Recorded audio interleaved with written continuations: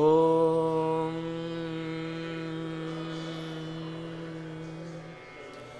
ವ್ಯಾಖ್ಯಾಮುದ್ರಾಂ ಕರಸರಸುಜೈಃ ಪುಸ್ತಕಂ ಶಂಖಚಕ್ರೆ ಬಿಭ್ರದ್ಭಿನ್ನಸ್ಫಟಿಕರುಚಿರೆ ಪುಂಡರೀಕೆ ನಿಷಣ್ಣಃ ಅಮ್ಲಾನಶ್ರೀರಮೃತವಿಷಧೇರಂಶುಭಿಃ ಪ್ಲಾವಯನ್ ಮಾಂ ಆವಿರ್ಭೂಯಾದನಘಮಹಿಮಾ ಮಾನಸೇ ವಾಗಧೀಶಃ ಧ್ಯಾಯೇದಿಂದೀವರಾಭಂ ನಿಜಕರಕಮಲೆ ದಕ್ಷಿಣೇ ದಂಡಮಗ್ರ್ಯಂ ಸವ್ಯೇ ಪಾಶಂ ದಧಾನಂ ಜಘನತಟಗತೆ ರೂಪ್ಯಪೀಠಾಲಯಸ್ಥಂ ಕಾಂಚೀಗ್ರೈವೇಯಹಾರಾಂಗದಕಟಕಕಿರೀಟಾಂಗುಲೀಯಾಂಘ್ರಿಭೂಷಾ ಕರ್ಣಾಕಲ್ಪೋಜ್ವಲಾಂಗಂ ಯದುಕುಲತಿಲಕಂ ಕೃಷ್ಣಂ ಇಷ್ಟಾರ್ಥಸಿದ್ಧ್ಯೈ ನಮಸ್ತೆ ಪ್ರಾಣೇಶ ಪ್ರಣತವಿಭವಾ ಯಾವನಿಮಗಾಃ ನಮಃ ಸ್ವಾಮಿನ್ ರಾಮಪ್ರಿಯತಮ ಹನೂಮನ್ ಗುರುಗುಣ ನಮಸ್ತುಭ್ಯಂ ಭೀಮಪ್ರಬಲತಮಕೃಷ್ಣೇಷ್ಟ ಭಗವನ್ ನಮಃ ಶ್ರೀಮನ್ಮಧ್ವಪ್ರತಿಶ ಸುದೃಶನ್ನೋ ಜಯ ಜಯ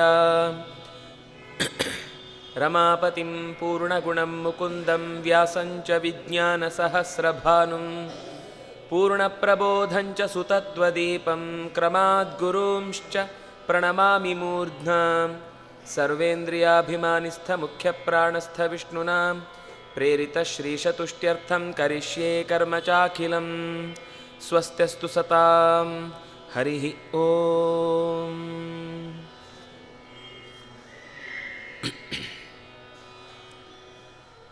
ಜರತ್ಕಾರು ತನ್ನ ಪಿತೃಗಳನ್ನು ಎಲ್ಲೋ ಕಾಡಿನಲ್ಲಿ ಯಾವುದೋ ಮರದ ಬೆಳಲಿನಲ್ಲಿ ನೇತು ಬಿದ್ದದ್ದನ್ನು ನೋಡಿ ಅವರ ಬಗ್ಗೆ ಕರುಣೆಯನ್ನು ವ್ಯಕ್ತಪಡಿಸಿ, ಯಾಕೆ ಹೀಗೆ ನೀವು ಜೋತು ಬಿದ್ದಿದ್ದೀರಿ ಅಂತ ಕೇಳಿದಾಗ, ನಮ್ಮ ಮನೆಯ ವಂಶದ ಕುಡಿ ಒಬ್ಬ ಊರು ತುಂಬ ಸುತ್ತುತ್ತಾ ಇದ್ದಾನೆ, ಕಾಡು ತುಂಬ ಓಡಾಡ್ತಾ ಇದ್ದಾನೆ, ಆದರೆ ನಿತ್ಯದ ಮುಖ್ಯ ಜವಾಬ್ದಾರಿ ಏನಿದೆ ಅದನ್ನು ವಹಿಸ್ತಾ ಇಲ್ಲ. ಅವನಿಂದಾಗಿ ನಾವೆಲ್ಲ ಹೀಗೆ ನೇತು ಬಿದ್ದಿದ್ದೇವೆ. ಏನು ಮಾಡಬೇಕಿತ್ತು ಅವನು? ಅಲ್ಲ, ಅವನು ಯಥಾ ಪ್ರಕಾರ ತಪಸ್ಸು, ನಿಷ್ಠೆ, ಜಪ, ತಪ ಇತ್ಯಾದಿಗಳೆಲ್ಲವೂ ಬೇಕು.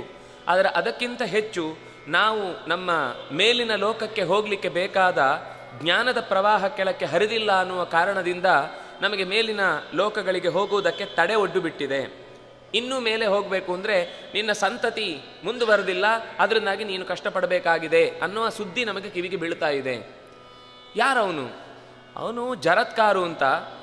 ನಮ್ಮ ಮನೆಯಕ್ಕೆ ನಿಜವಾಗಿಯೂ ಕೂಡ ಒಳ್ಳೆಯ ವೇದಾಂಕ ತತ್ವಜ್ಞ ಎಲ್ಲ ಸರಿ, ಆದರೆ ತನ್ನ ಸಂತತಿಯನ್ನು ಮುಂದುವರಿಸದೆ ನಮಗೆ ಯಾವುದೇ ರೀತಿಯಿಂದಲೂ ಕೂಡ ಸಹಾಯವನ್ನು ಮಾಡದೇ ಇದ್ದ ಕಾರಣ ನಾವು ಈ ರೀತಿ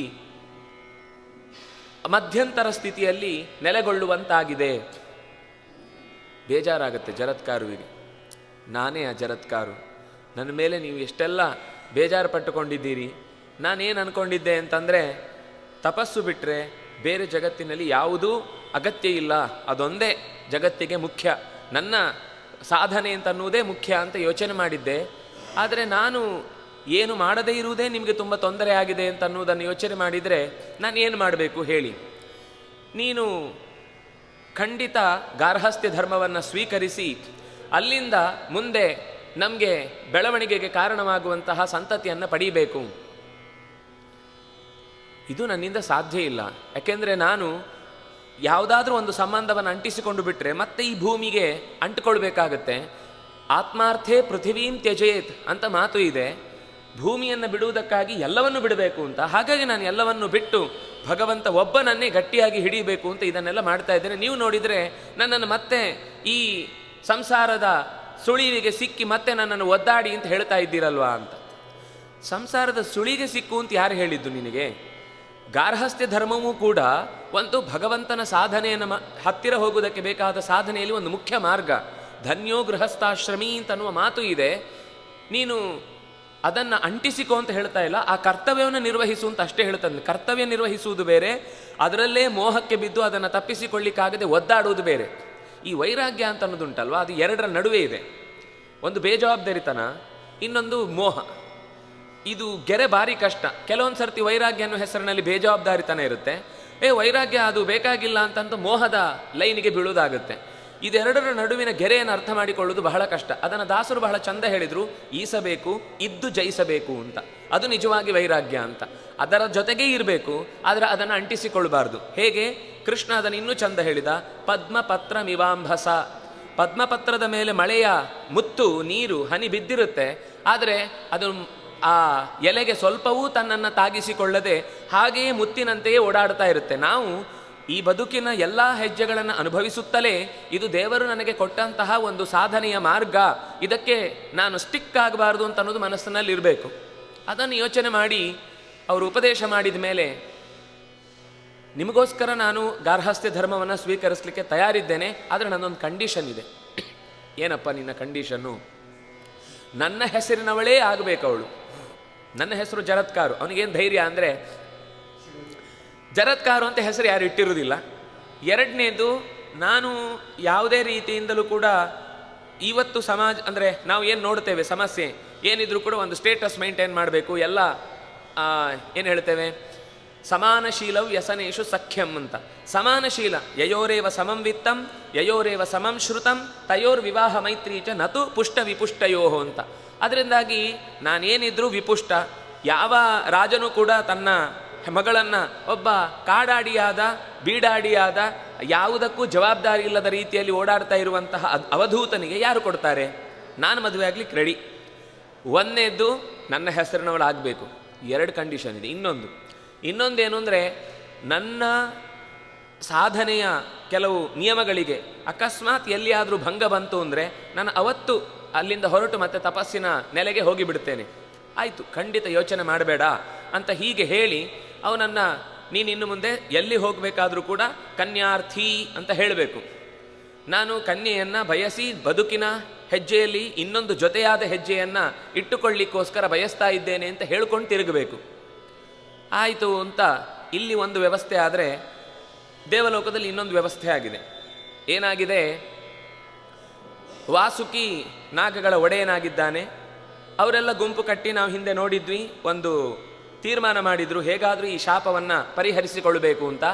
ಆಗ ಬ್ರಹ್ಮದೇವರ ಮಾತಿತ್ತು ದೇವತೆಗಳಿಗೆ, ಅನಿವಾರ್ಯವಾಗಿ ಶಾಪ ಅನ್ನೋದು ಈ ಭೂಮಿಯಲ್ಲಿ ವಿಷವನ್ನು ಕಾರುವ, ಕಚ್ಚಿ ಸುಡುವ ಅಥವಾ ದುಷ್ಟ ರೀತಿಯಲ್ಲಿ ವರ್ತನೆಯನ್ನು ಮಾಡುವಂತಹ ಸರ್ಪಗಳಿಗೆ ಒಂದು ವಿನಾಶ ಇದೆ, ಅದು ಕದ್ರುವಿನ ಶಾಪದಿಂದ ಆಯಿತು ಅಂತ ಹೇಳಿ, ಆದರೆ ಉಳಿದಂತೆ ಕೆಲವರನ್ನು ರಕ್ಷಣೆ ಮಾಡಲೇಬೇಕು, ಈ ಸಂತತಿ ಮುಂದುವರಿಯಬೇಕು. ಅದಕ್ಕೋಸ್ಕರ ವಾಸುಕಿಯ ತಂಗಿಯಾದಂತಹ ಹುಡುಗಿಯ ಅಂದರೆ ವಾಸುಕಿಯ ತಂಗಿಯನ್ನು ಜರತ್ಕಾರು ಅನ್ನುವಂತಹ ಋಷಿಗೆ ಮದುವೆ ಮಾಡಿಕೊಟ್ರೆ, ಅವರಲ್ಲಿ ಹುಟ್ಟಿದ ಆ ದಾಂಪತ್ಯದ ಫಲವಾಗಿ ಬಂದ ವ್ಯಕ್ತಿ ಮುಂದೆ ನಿಮ್ಮ ಈ ಯಾಗದಿಂದ ಆಗುವ ಅನಾಹುತವನ್ನು ತಪ್ಪಿಸಲಿಕ್ಕೆ ಅವನು ಸಮರ್ಥನಾಗ್ತಾನೆ ಅಂತ ಹೀಗೆ ಹೇಳಿದಾಗ, ಇದು 2 ಸರ್ತಿ ಈ ಮುದ್ರೆ ಒತ್ತಿದೆ. ಅಂದರೆ ಈ ವಿಷಯಕ್ಕೋಸ್ಕರ ಒಂದು ಸರ್ತಿ ದೇವತೆಗಳು ಮಾತಾಡಿಕೊಂಡದ್ದು, ಇನ್ನೊಂದು ಸರ್ತಿ ಏಲಾಪತ್ರ ಅನ್ನುವವನು ಭಗವಂತನ ಈ ಸಂವಾದವನ್ನು, ಬ್ರಹ್ಮದೇವರ ಮತ್ತು ದೇವತೆಗಳ ಸಂವಾದವನ್ನು ಕೇಳಿ ಬಂದು ವಾಸುಕಿಗೆ ಹೇಳುತ್ತಾನೆ. ಅದರ ಜೊತೆಗೆ ಮತ್ತೊಮ್ಮೆ ಸಮುದ್ರ ಮಥನ ಮಾಡಿದ್ದರ ನಂತರ ಮಾಡಿ ಆದ ಬಳಿಕ ಬ್ರಹ್ಮದೇವರ ಹತ್ರ ದೇವತೆಗಳೇ ಕರ್ಕೊಂಡು ಬಂದು ಮಾತಾಡಿಸ್ತಾರೆ. ಹೀಗೆ ಇವನ ವಂಶ ನಾಶ ಆಗುವುದರಲ್ಲಿ ತಾಯಿಯ ಶಾಪ ಕಾರಣ ಆಗ್ತಾ ಇದೆ, ಇದಕ್ಕೇನಾದರೂ ಪರಿಹಾರ ಹೇಳಿ ಅಂತ. ಹಿಂದೆ ದೇವರು ಅಂದರೆ ಬ್ರಹ್ಮದೇವರು ಯಾವ ದೇವತೆಗಳ ಹತ್ರ ಮಾತು ಹೇಳಿದ್ರೋ ಅದೇ ಮಾತನ್ನು ಮತ್ತೆ ಅದನ್ನು ದೃಢ ಮಾಡ್ತಾರೆ. ನಿನ್ನ ತಂಗಿಯನ್ನು ಜರತ್ಕಾರವಿಗೆ ಕೊಡು. ಅಂದರೆ ಒಂದು ಘಟನೆ ಕೇವಲ ಒಂದೇ ವಿಷಯದ ಯಾರೋ ಒಬ್ಬನ ಮಾತಿನಿಂದ ತೀರ್ಮಾನ ಆಗುವುದಿಲ್ಲ, ಅದಕ್ಕೆ ಎಲ್ಲ ಕಡೆಯಿಂದಲೂ ಕಾರಣ ಇರುತ್ತೆ ಅಂತ. ವಾಸುಕಿಗೂ ಅದು ಅಪೇಕ್ಷೆ ಇತ್ತು, ವಿಶ್ವಾಸ ಬಂತು.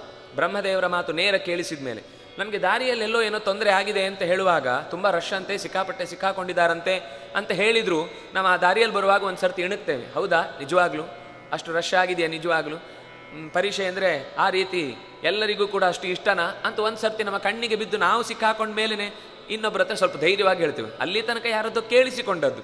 ಅಂದರೆ ನಮಗೆ ಯಾವುದೇ ಒಂದು ಘಟನೆ ಅದು ಕಿವಿಗೆ ಬಿದ್ದಾಗಲೂ ಅದು ಪೂರ್ಣ ನಂಬಿಕೆ ಬರುವುದು ನಾವು ನೇರವಾಗಿ ಆ ವಸ್ತುವನ್ನು ಘಟನೆಯನ್ನು ನೋಡಿದಾಗಲೇ.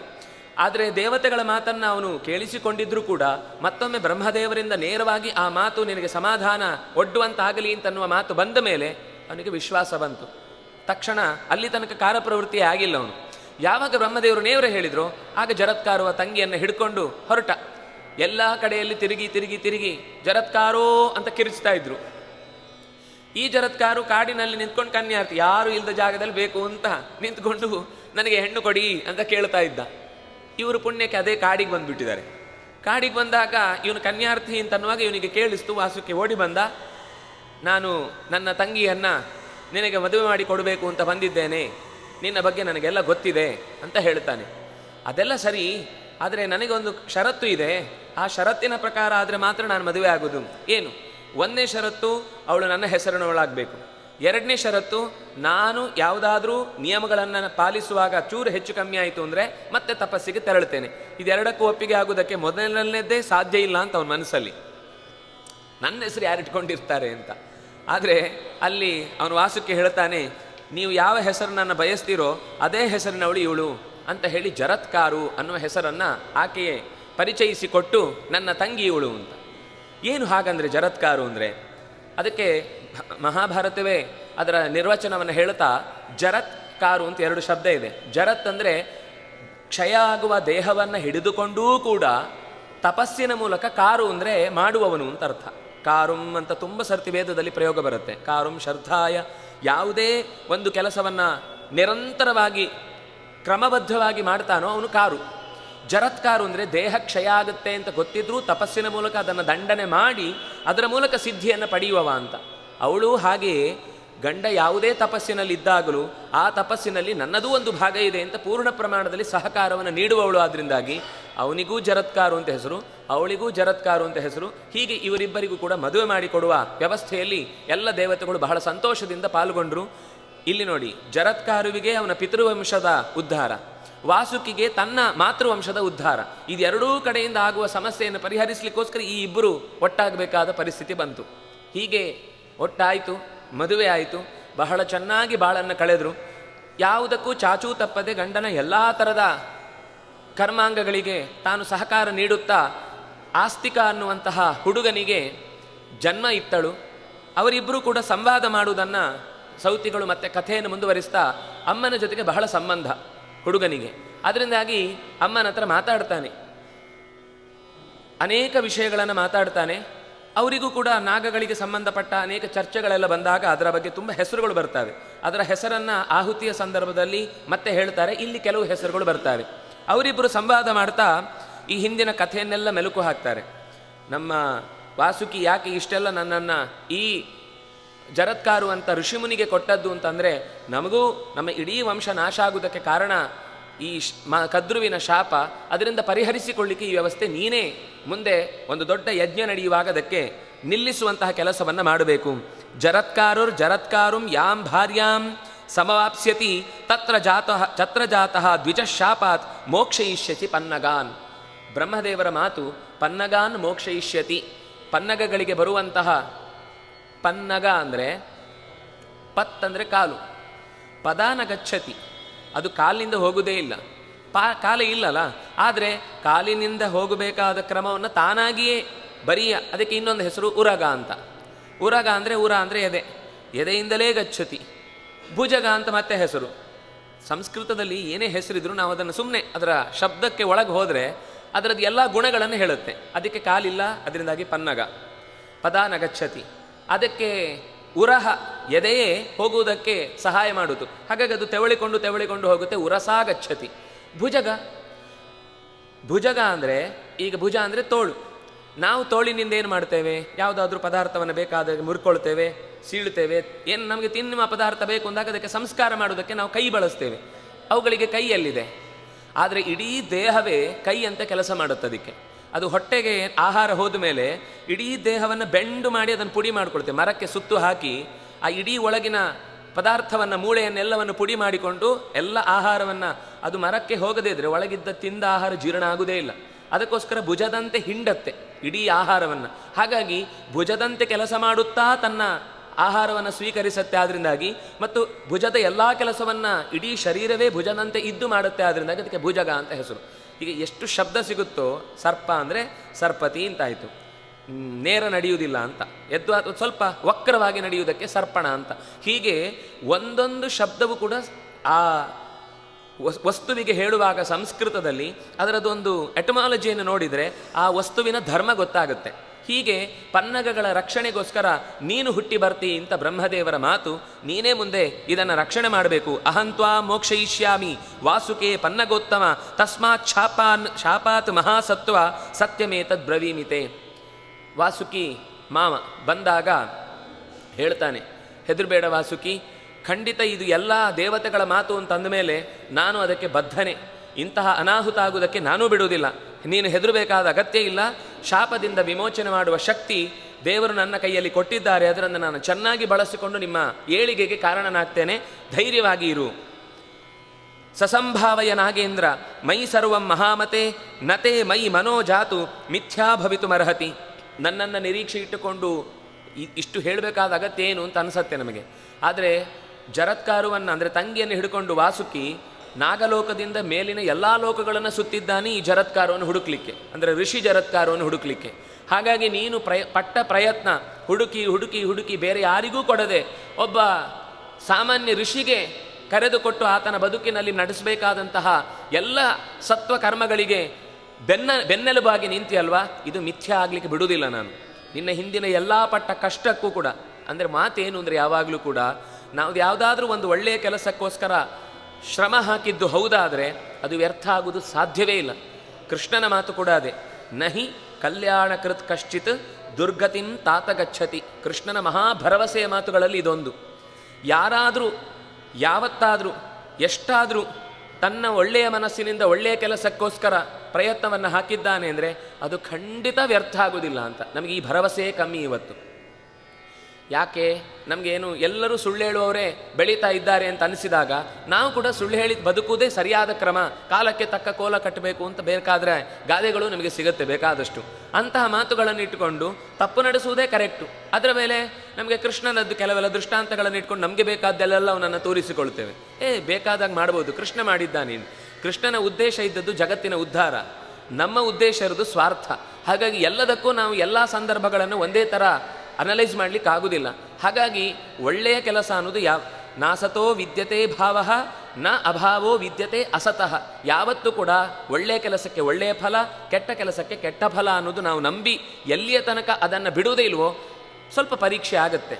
4 ಹೆಜ್ಜೆ ನಡೆಯುವಾಗ ತೊಂದರೆ ಅನಿಸುತ್ತೆ, ಆದರೆ ಮುಂದೆಯೂ ಅದನ್ನೇ ಬಲವಾಗಿ ಯಾರು ಹೆಜ್ಜೆ ಇಡ್ತಾನೋ ಆವಾಗ ಅವನದನ್ನು ಗೆಲ್ಲುವುದಕ್ಕೆ ಸಾಧ್ಯ ಇದೆ. ಈಗ ಸಾಮಾನ್ಯ ಮೊದಲು ಕೇಳಿ ಅಭ್ಯಾಸ ಇಲ್ಲದೇ ಇದ್ದಾಗ ಉಪನ್ಯಾಸಕ್ಕೆ ಕೂತ ತಕ್ಷಣ ನಿದ್ದೆ ಬರುತ್ತೆ. ಆದರೂ ಹಠ ಬಿಡದೆ ನಾವು ಮತ್ತೂ ಮುಂದುವರಿಸಿ ಏನಾದರೂ ಸರಿ ಇನ್ಯಾವುದಕ್ಕೂ ಸಮಯ ವ್ಯರ್ಥ ಮಾಡೋದ್ರ ಬದಲು ಇಲ್ಲಿ ಕೂತ್ಕೊಳ್ಬೇಕು ಅಂತ 10 ದಿವಸ ಹಠ ಹಿಡಿದ್ರೆ 11ನೇ ದಿವಸ ಅರ್ಥ ಆಗ್ಲಿಕ್ಕೆ ಶುರುವಾಗುತ್ತೆ. ನಾವು ಏನು ಅಂದರೆ 2 ದಿವಸ ಅರ್ಥ ಆಗಲಿಲ್ಲ ಅಂತ ತಕ್ಷಣವೇ ಕಣ್ಣು ಮುಚ್ಚಿ ದೇವರು ಕಾಣ್ತಾನಾ ಅಂತ 1 ದಿವಸ ಪ್ರಯತ್ನ ಮಾಡೋದು, ಕಾಣಲಿಲ್ಲ ಅದನ್ನ ದೇವರಿಲ್ಲ. ನಾವು ಬೇಗ ನಿರ್ಧಾರಕ್ಕೆ ಬರೋದು ತುಂಬ ಅಪಾಯಕಾರಿ. ಅದರಿಂದಾಗಿ ಎಷ್ಟೋ ಸಂದರ್ಭದಲ್ಲಿ ಬಹಳ ಪ್ರಯತ್ನ ಮಾಡುವುದರ ಉದ್ದೇಶ ಏನು, ಮಹಾಪ್ರಯತ್ನ ವರ್ಜಿತಾಹ. ಭೀಮಸೇನ ದೇವರು ಹೇಳಿದ್ದೇನು ಅಂದರೆ ಯಾವತ್ತೂ ಕೂಡ ಪ್ರಯತ್ನದಲ್ಲಿ ಸ್ವಲ್ಪ ಹೆಚ್ಚು ಶ್ರಮ ಹಾಕಲೇಬೇಕು. ಹಾಕದೆ ನಾವು ಫಲ ಬರಲಿಲ್ಲ ಅಂತ ನಿರಾಕರಣೆ ಮಾಡಿದರೆ ಅದು ಅಂಗವೈಕಲ್ಯ ಹೊರತು ಒಳ್ಳೆಯ ಕೆಲಸಕ್ಕೆ ಕೆಟ್ಟ ಫಲ ಅಂತ ಅರ್ಥ ಅಲ್ಲ. ಇದನ್ನು ನಾವು ಯೋಚನೆ ಮಾಡಬೇಕು ಅಂತ ಈ ಕಥೆಯಿಂದ ನಮಗೆ ಗೊತ್ತಾಗುವ ಸಂಗತಿ. ನಿನ್ನ ಶ್ರಮ ವ್ಯರ್ಥ ಆಗುವುದಿಲ್ಲ ವಾಸುಕಿ, ನಾನು ನಿನ್ನ ಜೊತೆಗಿದ್ದೇನೆ. ಎಂಥ ಸಂದರ್ಭ ಬಂದರೂ ನನ್ನ ಪ್ರಾಣವನ್ನು ಒತ್ತೆ ಇಟ್ಟಾದರೂ ನಿನ್ನ ವಂಶಕ್ಕೆ ನನ್ನ ರಕ್ಷಣೆ ಇದ್ದೇ ಇದೆ ಅಂತ ಹೀಗೆ ಹೇಳಿದಾಗ ವಾಸುಕಿಗೆ ಬಹಳ ಸಂತೋಷ ಆಗುತ್ತೆ. ಆಸ್ತಿಕ ಪರಿಪೂರ್ಣಾಸಿ ಹೃದಯಮ್ಮೆ ವಿಧೀರ್ಯತೆ ದಿಶೋ ನ ಜಾನಾಮಿ ಬ್ರಹ್ಮದಂಡ ನಿಪೀಡಿತ. ಯೋಚನೆ ಏನು ಅಂದರೆ ಕೇವಲ ತಾಯಿಯ ಮಾತು ಅನ್ನುವುದೇ ತುಂಬ ಅಪಾಯಕಾರಿ. ಬೇರೆ ಯಾರ ಶಾಪವನ್ನಾದರೂ ತಡೆಯಬಹುದು, ಅದರಲ್ಲಿ ವಿಶೇಷವಾಗಿ ತಾಯಿಯ ಮನಸ್ಸಿಗೆ ನೋಯಿಸಿದ ಸಂದರ್ಭದಲ್ಲಿ ಕೊಟ್ಟ ಶಾಪ ಏನಿದೆ ಅದನ್ನು ಪರಿಹರಿಸಲಿಕ್ಕೆ ಸಾಧ್ಯವೇ ಇಲ್ಲ. ಇದರ ಜೊತೆಗೆ ಬ್ರಹ್ಮದೇವರು ಕೂಡ ಅಸ್ತು ಅಂತ ಹೇಳಿದಾರಂತೆ. ಆಗಬೇಕಿತ್ತು ಶಾಸ್ತಿ, ಅದಕ್ಕೋಸ್ಕರ ಲೋಕದಲ್ಲಿ ಆಗುವ ಅನಾಹುತವನ್ನು ತಪ್ಪಿಸ್ಲಿಕ್ಕೋಸ್ಕರ ಆ ತಾಯಿಯ ಬಾಯಿಯಿಂದ ನನ್ನ ಮಾತೇ ಬಂದಿದೆ ಅಂತ ಹೇಳಿಬಿಟ್ಟಿದ್ದಾರೆ. ಬ್ರಹ್ಮದಂಡ ನಿಪೀಡಿತ. ಈ ಯೋಚನೆಯಿಂದ ನಾನು ಹೆದರಿದ್ದು, ಆದರೆ ಅವರದ್ದೇ ಮಾತಿನಿಂದ ಮತ್ತೆ ಹೊರಟ ಮಾತಿನಿಂದ ನಿನ್ನಿಂದ ರಕ್ಷಣೆ ಇದೆ ಅಂತ ಕೇಳಿ ಈವಾಗ ನೀನು ಕೂಡ ಅದಕ್ಕೆ ನನಗೆ ಬೆನ್ನೆಲುಬಾಗಿ ಒಳ್ಳೆಯ ಮಾತು ಹೇಳಿದ್ರಿಂದಾಗಿ ಜನಮೇಜಯಸ ತಂ ಯಜ್ಞಂ ಸರ್ವೈಹಿ ಸಮುದಿತಂ ಗುಣೈಹಿ ಮೋಕ್ಷಾಯ ಭುಜಗೇಂದ್ರಾಣಂ ಆಸ್ತಿಕೋ ದ್ವಿಜಸತ್ತಮಃ. ಹೀಗಾಗಿ ತುಂಬ ಪ್ರಭಾವಶಾಲಿಯಾದ ಆ ಯಜ್ಞ ಮೋಕ್ಷವನ್ನು ಕೊಂಡೊಯ್ಯುವಂಥದ್ದಾಗಿದ್ದರೂ ಕೂಡ ನಮ್ಮ ವಂಶದ ನಿರ್ನಾಮಕ್ಕೆ ಕಾರಣ ಆಗ್ತಾ ಇದೆ ಅಂತನ್ನುವ ವ್ಯಥೆಯಿಂದ ನಾನು ಈ ಮಾತಾಡಿದ್ದು. ಆದರೆ ನಿನ್ನ ಭರವಸೆಯ ಮಾತಿನ ಮೇಲೆ ನನಗೆ ನಂಬಿಕೆ ಇದೆ ಅಂತ ಹೇಳಿ ಹೊರಡುತ್ತಾರೆ. ಆಸ್ತಿಕ ಸೀದಾ ಯಜ್ಞಕ್ಕೆ ಬರ್ತಾನೆ. ಸಪ್ರಾಪ್ಯ ಯಜ್ಞಯತನಂ ವರಿಷ್ಠಂ ದ್ವಿಜೋತ್ತಮ ಪುಣ್ಯಕೃತಾಂ ವರಿಷ್ಠ ತುಷ್ಟಾವರಾಜಾನಮನಂತ ಕೀರ್ತೆ ಋತ್ವಿಕ್ ಸದಂಸ್ಯಾಂಶ್ಚ ತಥೈವ ಚಗ್ರ್ಯಂ. ಅಗ್ನಿಯನ್ನು ಸ್ತೋತ್ರ ಮಾಡ್ತಾನೆ. ಸದಸ್ಯ ಅಂದರೆ ಜನರು ಯಾರ್ಯಾರು ಭಾಗವಹಿಸಿದ್ರು, ಸಭಾಸದರು, ಅವರನ್ನು ಮಾತನಾಡಿಸಿ ಒಳ್ಳೆಯ ಕೆಲಸಕ್ಕೆ ಎಷ್ಟು ಜನ ಬಂದು ನಿಂತುಕೊಂಡು ಅದಕ್ಕೆ ಸಪೋರ್ಟ್ ಮಾಡ್ತಾರೋ ಅದೂ ಕೂಡ ಒಂದು ಯಜ್ಞದ ಯಶಸ್ಸಿಗೆ ಕಾರಣ. ಹಾಗಾಗಿ ಅವರನ್ನು ಹೊಗಳುತ್ತಾನೆ. ಋತ್ವಿಕ್, ಯಜ್ಞವನ್ನು ನಡೆಸಿಕೊಡಲಿಕ್ಕೆ ಬಂದಂತಹ ಋತ್ವಿಜರೂ ಕೂಡ, ಅವರೂ ಕೂಡ ತುಂಬ ಮಹತ್ವದ ಪಾತ್ರವನ್ನು ವಹಿಸುವವರು. ಹೀಗೆಲ್ಲ ಹೇಳಿ ರಾಜನನ್ನು ಕೂಡ ಸಂತೋಷಪಡಿಸ್ತಾನೆ. ಅವನು ಹೇಳ್ತಾನೆ, ಸೋಮಸ್ಯ ಯಜ್ಞೋ ವರುಣಸ್ಯ ಯಜ್ಞ ಪ್ರಜಾಪತಿರ್ಯಜ್ಞ ಆಸೀತ್ ಪ್ರಯಾಗೇ ತಥಾ ಯಜ್ಞೋಯಂ ತವ ಭಾರತಾಗ್ರ್ಯ ಪಾರೀಕ್ಷಿತ ಸ್ವಸ್ತಿನೋಸ್ತು ವಿಪ್ರಿಯೇಭ್ಯ. ನಿನ್ನ ಯಜ್ಞ ಈ ಹಿಂದೆ ಅನೇಕ ದೊಡ್ಡ ದೊಡ್ಡ ಜ್ಞಾನಿಗಳು ದೇವತೆಗಳು ನಡೆಸಿದ ಯಜ್ಞಕ್ಕೆ ಸಮ. ಅದರಿಂದಾಗಿ ಭಾರತಾಗ್ರ್ಯ, ಭರತನ ವಂಶದಲ್ಲಿ ಬಂದಂತಹ ನೀನು ಅಗ್ರ್ಯ, ಶ್ರೇಷ್ಠ ನೀನು, ಹಿರಿಯ ನೀನು. ಅದರಿಂದಾಗಿ ಪಾರೀಕ್ಷಿತ ಸ್ವಸ್ತಿತೇಸ್ತು, ನಿನಗೆ ಒಳ್ಳೆಯದಾಗಲಿ. ನಹ ಪ್ರಿಯೇಭ್ಯ ಸ್ವಸ್ತಿ ಅಸ್ತು, ನಿನ್ನಿಂದಾಗಿ ಆಗುವಂತಹ ಎಲ್ಲ ಕ್ರಿಯೆಗಳು ಕೂಡ ನಮಗೆ ಮಂಗಳವನ್ನುಂಟು ಮಾಡಲಿ ಅಂತ ಹೀಗೆ ಹೇಳಿ ಕೃಷ್ಣಸ್ಯ ಯಜ್ಞ ಸರಸ್ವತ್ಯಾಸುತಸ್ಯ ಸ್ವಯಂಚ ಕರ್ಮ ಪ್ರಚಕಾರ ಯತ್ರ. ಕೃಷ್ಣ ಮಾಡಿದ ಯಜ್ಞಕ್ಕೂ ಸಮ ಇದೆ. ಯಾಕೆಂದರೆ ನಿನ್ನ ಪೂರ್ವಜರು ಕೃಷ್ಣನನ್ನು ಮುಂದಿಟ್ಟುಕೊಂಡು ಮಾಡಿದ ಯಜ್ಞದಲ್ಲಿ ಯಜ್ಞಕ್ಕೆ ಏನೇನು ಅಂಗಗಳು ಬೇಕೋ ಆ ಎಲ್ಲ ಅಂಗಗಳನ್ನು ನೀನು ಪರಿಪೂರ್ಣವಾಗಿ ನಡೆಸಿಕೊಟ್ಟಿದ್ದಿ. ನಮಗೆ ತುಂಬ ತಿಳ್ಕೊಳ್ಬೇಕಾದ ಅಂಶಗಳನ್ನು ಅಲ್ಲಲ್ಲಿ ಹೇಳ್ತಾರೆ ಅವರು. ಯಜ್ಞದಲ್ಲಿ ಯಜಮಾನ ಹೇಗಿರಬೇಕು, ಪುರೋಹಿತ ಹೇಗಿರಬೇಕು, ದ್ರವ್ಯ ಹೇಗಿರಬೇಕು, ಅಗ್ನಿ ಹೇಗಿರಬೇಕು, ಕುಂಡದ ರಚನೆ ಹೇಗಿರಬೇಕು. ನಾವು ಇವತ್ತು ಯಾವುದೂ ಇಲ್ಲದೆ ಒಂದಿಷ್ಟು ಜನ ಪರಿಸರ ವಿಜ್ಞಾನಿಗಳು ಅಂತ ಹಣೆಪಟ್ಟಿ ಕಟ್ಟಿಕೊಂಡವರು ಯಜ್ಞ ಮಾಡುವುದರಿಂದ ಪರಿಸರ ಹಾಳಾಗುತ್ತೆ ಅಂತ ವಾದ ಮಾಡಲಿಕ್ಕೆ ಒಳ್ಳೆಯ ಅವಕಾಶ ನಾವೇ ಕಲ್ಪಿಸ್ಕೊಟ್ಟಿದ್ದೇವೆ. ಯಾಕೆಂದರೆ ಕಟ್ಟಿಗೆ ಯಾವುದನ್ನು ಹಾಕಬೇಕು ಅಂತ ಅದಕ್ಕೆ ನಿಯಮ ಇದೆ, ಯಾಜ್ಞೀಯ ವೃಕ್ಷಗಳು ಅಂತ, ಅದನ್ನೇ ಉಪಯೋಗಿಸಬೇಕು. ತುಪ್ಪ ಶುದ್ಧ ದನದ ಶುದ್ಧ ತುಪ್ಪ ಆಗಬೇಕು. ನಾನು ಶುದ್ಧ ಅಂತ ಎರಡು ಕಡೆ ಹಾಕಿದ್ದೇನೆ. ಅಂದರೆ ನಮ್ಗೆ ಗೊತ್ತಿದೆ ಎಷ್ಟು ಅವ್ಯವಸ್ಥೆ ಇದೆ ಅಂತ. ದನವೇ ಶುದ್ಧ ಇಲ್ಲ, ಅದರಿಂದ ಸಿಗುವ ಶುದ್ಧ ತುಪ್ಪ ಅಂತೂ ಇನ್ನೂ ಅಸಾಧ್ಯ. ಅಂತಹ ಅಪೂರ್ವವಾದ ತುಪ್ಪವನ್ನು ಜೊತೆಗೆ ಒಳ್ಳೆಯ ಕಟ್ಟಿಗೆಯನ್ನು ಚೆನ್ನಾಗಿ ಅಗೆದು ಮಾಡಿಟ್ಟಂತಹ ಕುಂಡದಲ್ಲಿ ನಾವು ಇವತ್ತೊಂದು ಬಾಣಲೆ ತಂದು ಅದರಲ್ಲಿ ಹುರಿಯಲಿಕ್ಕೆ ಮುಂದೆ ಯಮ ಪ್ರಾಕ್ಟೀಸ್ ಹೇಗೆ ಮಾಡ್ತಾನೆ ಅಂತ ತೋರಿಸ್ಲಿಕ್ಕೆ ನಮ್ಮ ಮನೇಲಿ ಅಭ್ಯಾಸ ಮಾಡುವಾಗ ನೋಡ್ತೇವೆ ನಾವು. ವಸ್ತುತಃ ಕಬ್ಬಿಣದ ಸ್ಪರ್ಶ ಆಗಬಾರ್ದು ಅಂತ ಇರುವುದು ನಾವು ಹಾಕುವ ಆಹುತಿ. ಅಷ್ಟು ಒಳ್ಳೆ ಕೆಲಸ ಮಾಡಿ ನಮ್ಮ ನೆಲ ಹಾಳಾಗುತ್ತೆ ಅಂತ ಅದರ ಬಗ್ಗೆ ಯೋಚನೆ ಹೊರತು ಯಜ್ಞ ಸಾಂಗ ಆಗಬೇಕು ಅಂತ ಮನಸ್ಸಲ್ಲಿಲ್ಲ ನಮಗೆ. ಅದರಿಂದಾಗಿ ಇಟ್ಟಿಗೆ ಹಾಕಿ ಮರಳು ಹಾಕಿದರೆ ಖಂಡಿತ ನೆಲಕ್ಕೆ ಏನೂ ತೊಂದರೆ ಆಗಲ್ಲ. ನಮ್ಗೆ ಅಷ್ಟೂ ಕಾಳಜಿ ಇಲ್ಲ. ಈ ಎಲ್ಲ ಯಜ್ಞದ ಅಂಗಗಳು ಜೊತೆಗೆ ಪುರೋಹಿತರು ಮಂತ್ರವನ್ನು ಹೇಳಿದಾಗ ನಾವು ಎಲ್ಲ ಮುಗಿದ ಮೇಲೆ ನಾವು ಯಾರನ್ನು ಬೈಯುವ ಹಾಗಿಲ್ಲ. ಯಾಕೆಂದರೆ ಕೆಲವು ಸಂದರ್ಭದಲ್ಲಿ ಯಜಮಾನನಿಂದಾಗಿ ಪುರೋಹಿತರು ದಾರಿ ತಪ್ತಾರೆ, ಕೆಲವೊಂದು ಸರ್ತಿ ಪುರೋಹಿತರ ಅವ್ಯವಸ್ಥೆಯಿಂದ ಯಜಮಾನರು ನಂಬಿಕೆ ಕಳ್ಕೊಳ್ತಾರೆ. ಎರಡೂ ಕಡೆಯಿಂದ ತಪ್ಪಿದೆ, ಕೇವಲ ಒಬ್ಬರ ತಪ್ಪು ಅಂತಲ್ಲ. ಆದರೆ ಒಳ್ಳೇದು ಮಾಡಬೇಕು ಅಂತ ಬಯಸಿದ್ರು ಕೂಡ ಯಜಮಾನನೇ ಅಷ್ಟೆಲ್ಲ ಉದ್ದ ಬೇಡ, ನಮಗೆ ಒಂದು ಸ್ವಲ್ಪ ಹೊತ್ತು ಮಾಡಿದರೆ ಸಾಕು, ನಾವು ಸಂಕಲ್ಪಕ್ಕಾಗ ಬರ್ತೇವೆ, ಹೊಗೆ ನೀವು ತಿನ್ನಿ, ಸುಕೃಷ್ಣಾರ್ಪಣಕ್ಕೆ ಮತ್ತೆ ನಾವು ಬರ್ತೇವೆ ಅಂತ ಹೀಗೆ ಎದ್ದು ಹೋದ್ಮೇಲೆ ಅವರು ಯಾಕೆ ಬಂದು ನಿಂತು ಪೂರ್ತಿಯಾಗಿ ತಮ್ಮ ಶ್ರಮ ವಹಿಸಬೇಕು ಅಂತ ಯೋಚನೆ ಒಬ್ಬ ಮನುಷ್ಯನಾಗಿ ಸಹಜವಾಗಿ ಬರುತ್ತೆ. ಹಾಗಾಗಿ ನಾವು ಯಜ್ಞ ನಡೆಸುವಾಗ ಆ ಯಜ್ಞದ ಅಂಗ ಏನು, ಅರ್ಥ ಏನು, ಇದನ್ನು ಸ್ವಲ್ಪ ಮಟ್ಟಿಗಾದರೂ ಯಜಮಾನನಾಗಿ ನಾವು ಪುರೋಹಿತರ ಹತ್ರ ಕೇಳಲಿಕ್ಕೆ ಶುರು ಮಾಡಿದರೆ ಆಕ್ಷೇಪ ಮಾಡುವುದಲ್ಲ, ಶ್ರದ್ಧೆಯಿಂದಲೇ ಕೇಳಬೇಕು. ಹಾಗೆ ಕೇಳುವುದನ್ನು 4 ಸರ್ತಿ ರೂಢಿಸಿ 5ನೇ ಸರ್ತಿ ನಮ್ಮ ಮನೆಗೆ ಬರುವಾಗ ಅವರು ಸ್ವಲ್ಪ ಕಲ್ತ್ಕೊಂಡು ಬರ್ತಾರೆ. ಅಕಸ್ಮಾತ್ ಅಲ್ಲದವರಾದರೆ, ಗೊತ್ತಿದ್ದವರಾದರೆ ಹೇಳ್ತಾರೆ. ಅದರಿಂದಾಗಿ ನಮ್ಮ ಜವಾಬ್ದಾರಿ ಏನು, ತಿಳ್ಕೊಳ್ಬೇಕು ಅಂತ ಶ್ರದ್ಧೆ ವಹಿಸಿ ನಾವು ಆ ಕಾರ್ಯಕ್ಕೆ ಇಳಿದ್ರೆ ನಿಧಾನಕ್ಕೆ ನಮ್ಮ ಮನೆಯ ಯಜ್ಞದ ಸಾಂಗತೆ ಶುದ್ಧಿಯಾಗುತ್ತೆ. ಅದರಿಂದ ಪೂರ್ಣ ಫಲವನ್ನು ಅನುಭವಿಸ್ಲಿಕ್ಕೆ ಸಾಧ್ಯ ಆಗುತ್ತೆ. ಎಷ್ಟೋ ಸರ್ತಿ ಏನಾಗುತ್ತೆ, ಯಜ್ಞ ಮಾಡಿದ ಮೇಲೂ ಏನೋ ಹೇಳಿದ್ರಪ್ಪ, ನಾವೆಲ್ಲ ಮಾಡಿಸಿದ್ವಿ, ಆದರೂ ನಮಗೆ ಬೇಕಾದ ಫಲ ಸಿಗಲೇ ಇಲ್ಲ ಅಂತ ನಾವು ಯಜ್ಞದ ಮೇಲೆ ನಂಬಿಕೆ ಕಳ್ಕೊಳ್ತೇವೆ ಹೊರತು ನಾವು ಯಜ್ಞದಲ್ಲಿ ಎಷ್ಟು ಶ್ರದ್ಧೆಯಿಂದ ನಡೆಸಿದ್ದೇವೆ. ವಸ್ತುತಃ ಅಷ್ಟೆಲ್ಲ ಮಾಡಿದ ಮೇಲೂ ದೇವತೆಗಳು ನಡೆಸುವಂತಹ ಕರ್ಮಾಂಗದಲ್ಲಿ 50% ಕರೆಕ್ಟ್ ಆಗುದಂತೆ, ಋಷಿಗಳು ಮಾಡೋದ್ರಲ್ಲಿ 25% ಕರೆಕ್ಟ್ ಆಗುದಂತೆ. ಅವರು ಅಷ್ಟೆಲ್ಲ ತಿಳಿದು ಅದರ ಬಗ್ಗೆಯೇ ಶ್ರದ್ಧೆ ವಹಿಸಿ ಅಪರೋಕ್ಷ ಜ್ಞಾನಿಗಳಾಗಿಯೂ ನಡೆಸುವುದರಲ್ಲಿ ಪೂರ್ಣತೆಯನ್ನು ಸಾಧಿಸಲಿಕ್ಕೆ ಆಗುವುದಿಲ್ಲ ಅಂದಮೇಲೆ ನಾವು ಯಾವ ತೊಪ್ಪಲು ಲೆಕ್ಕವೇ ಇಲ್ಲ. ಅಷ್ಟು ಮಾಡುವಾಗಲೂ ಅದಕ್ಕೂ ಒಂದು ಫಲ ಹೇಳ್ತಾರೆ, ನೀವು ಮಾಡಿದ್ರಲ್ಲೇ ನೀವು ಅದರಲ್ಲಿ ಶ್ರದ್ಧೆ ವಹಿಸಿ ಮಾಡಿದ್ದಾದರೆ ಅದಕ್ಕೆ ವಿಶೇಷವಾದ ಫಲ ಕೊಟ್ಟೇ ಕೊಡ್ತೇನೆ ಅಂತ. ಯಾಕೆಂದರೆ ಅವರು ಹೇಳುವ ಮಾತು ಏನು? ಸ್ವಲ್ಪಮಪ್ಯಸ್ಯ ಧರ್ಮಸ್ಯ ತ್ರಾಯತೆ ಮಹತೋ ಭಯಾತ್. ನಾವು ಮಾಡುವ ಧರ್ಮದಲ್ಲಿ ಕೆಲವೊಂದು ಅನಿವಾರ್ಯ, ಅಸಾಧ್ಯ, ನಮಗೆ ಪೂರ್ತಿ ಆ ಎಲ್ಲ ಪರಿಕರಗಳನ್ನು ಒದಗಿಸ್ಲಿಕ್ಕೆ ಆಗುವುದಿಲ್ಲ. ಹಾಗಿದ್ದಾಗಲೂ ಎಷ್ಟು ಸಿಗುತ್ತೋ ಅಷ್ಟರಲ್ಲಿ.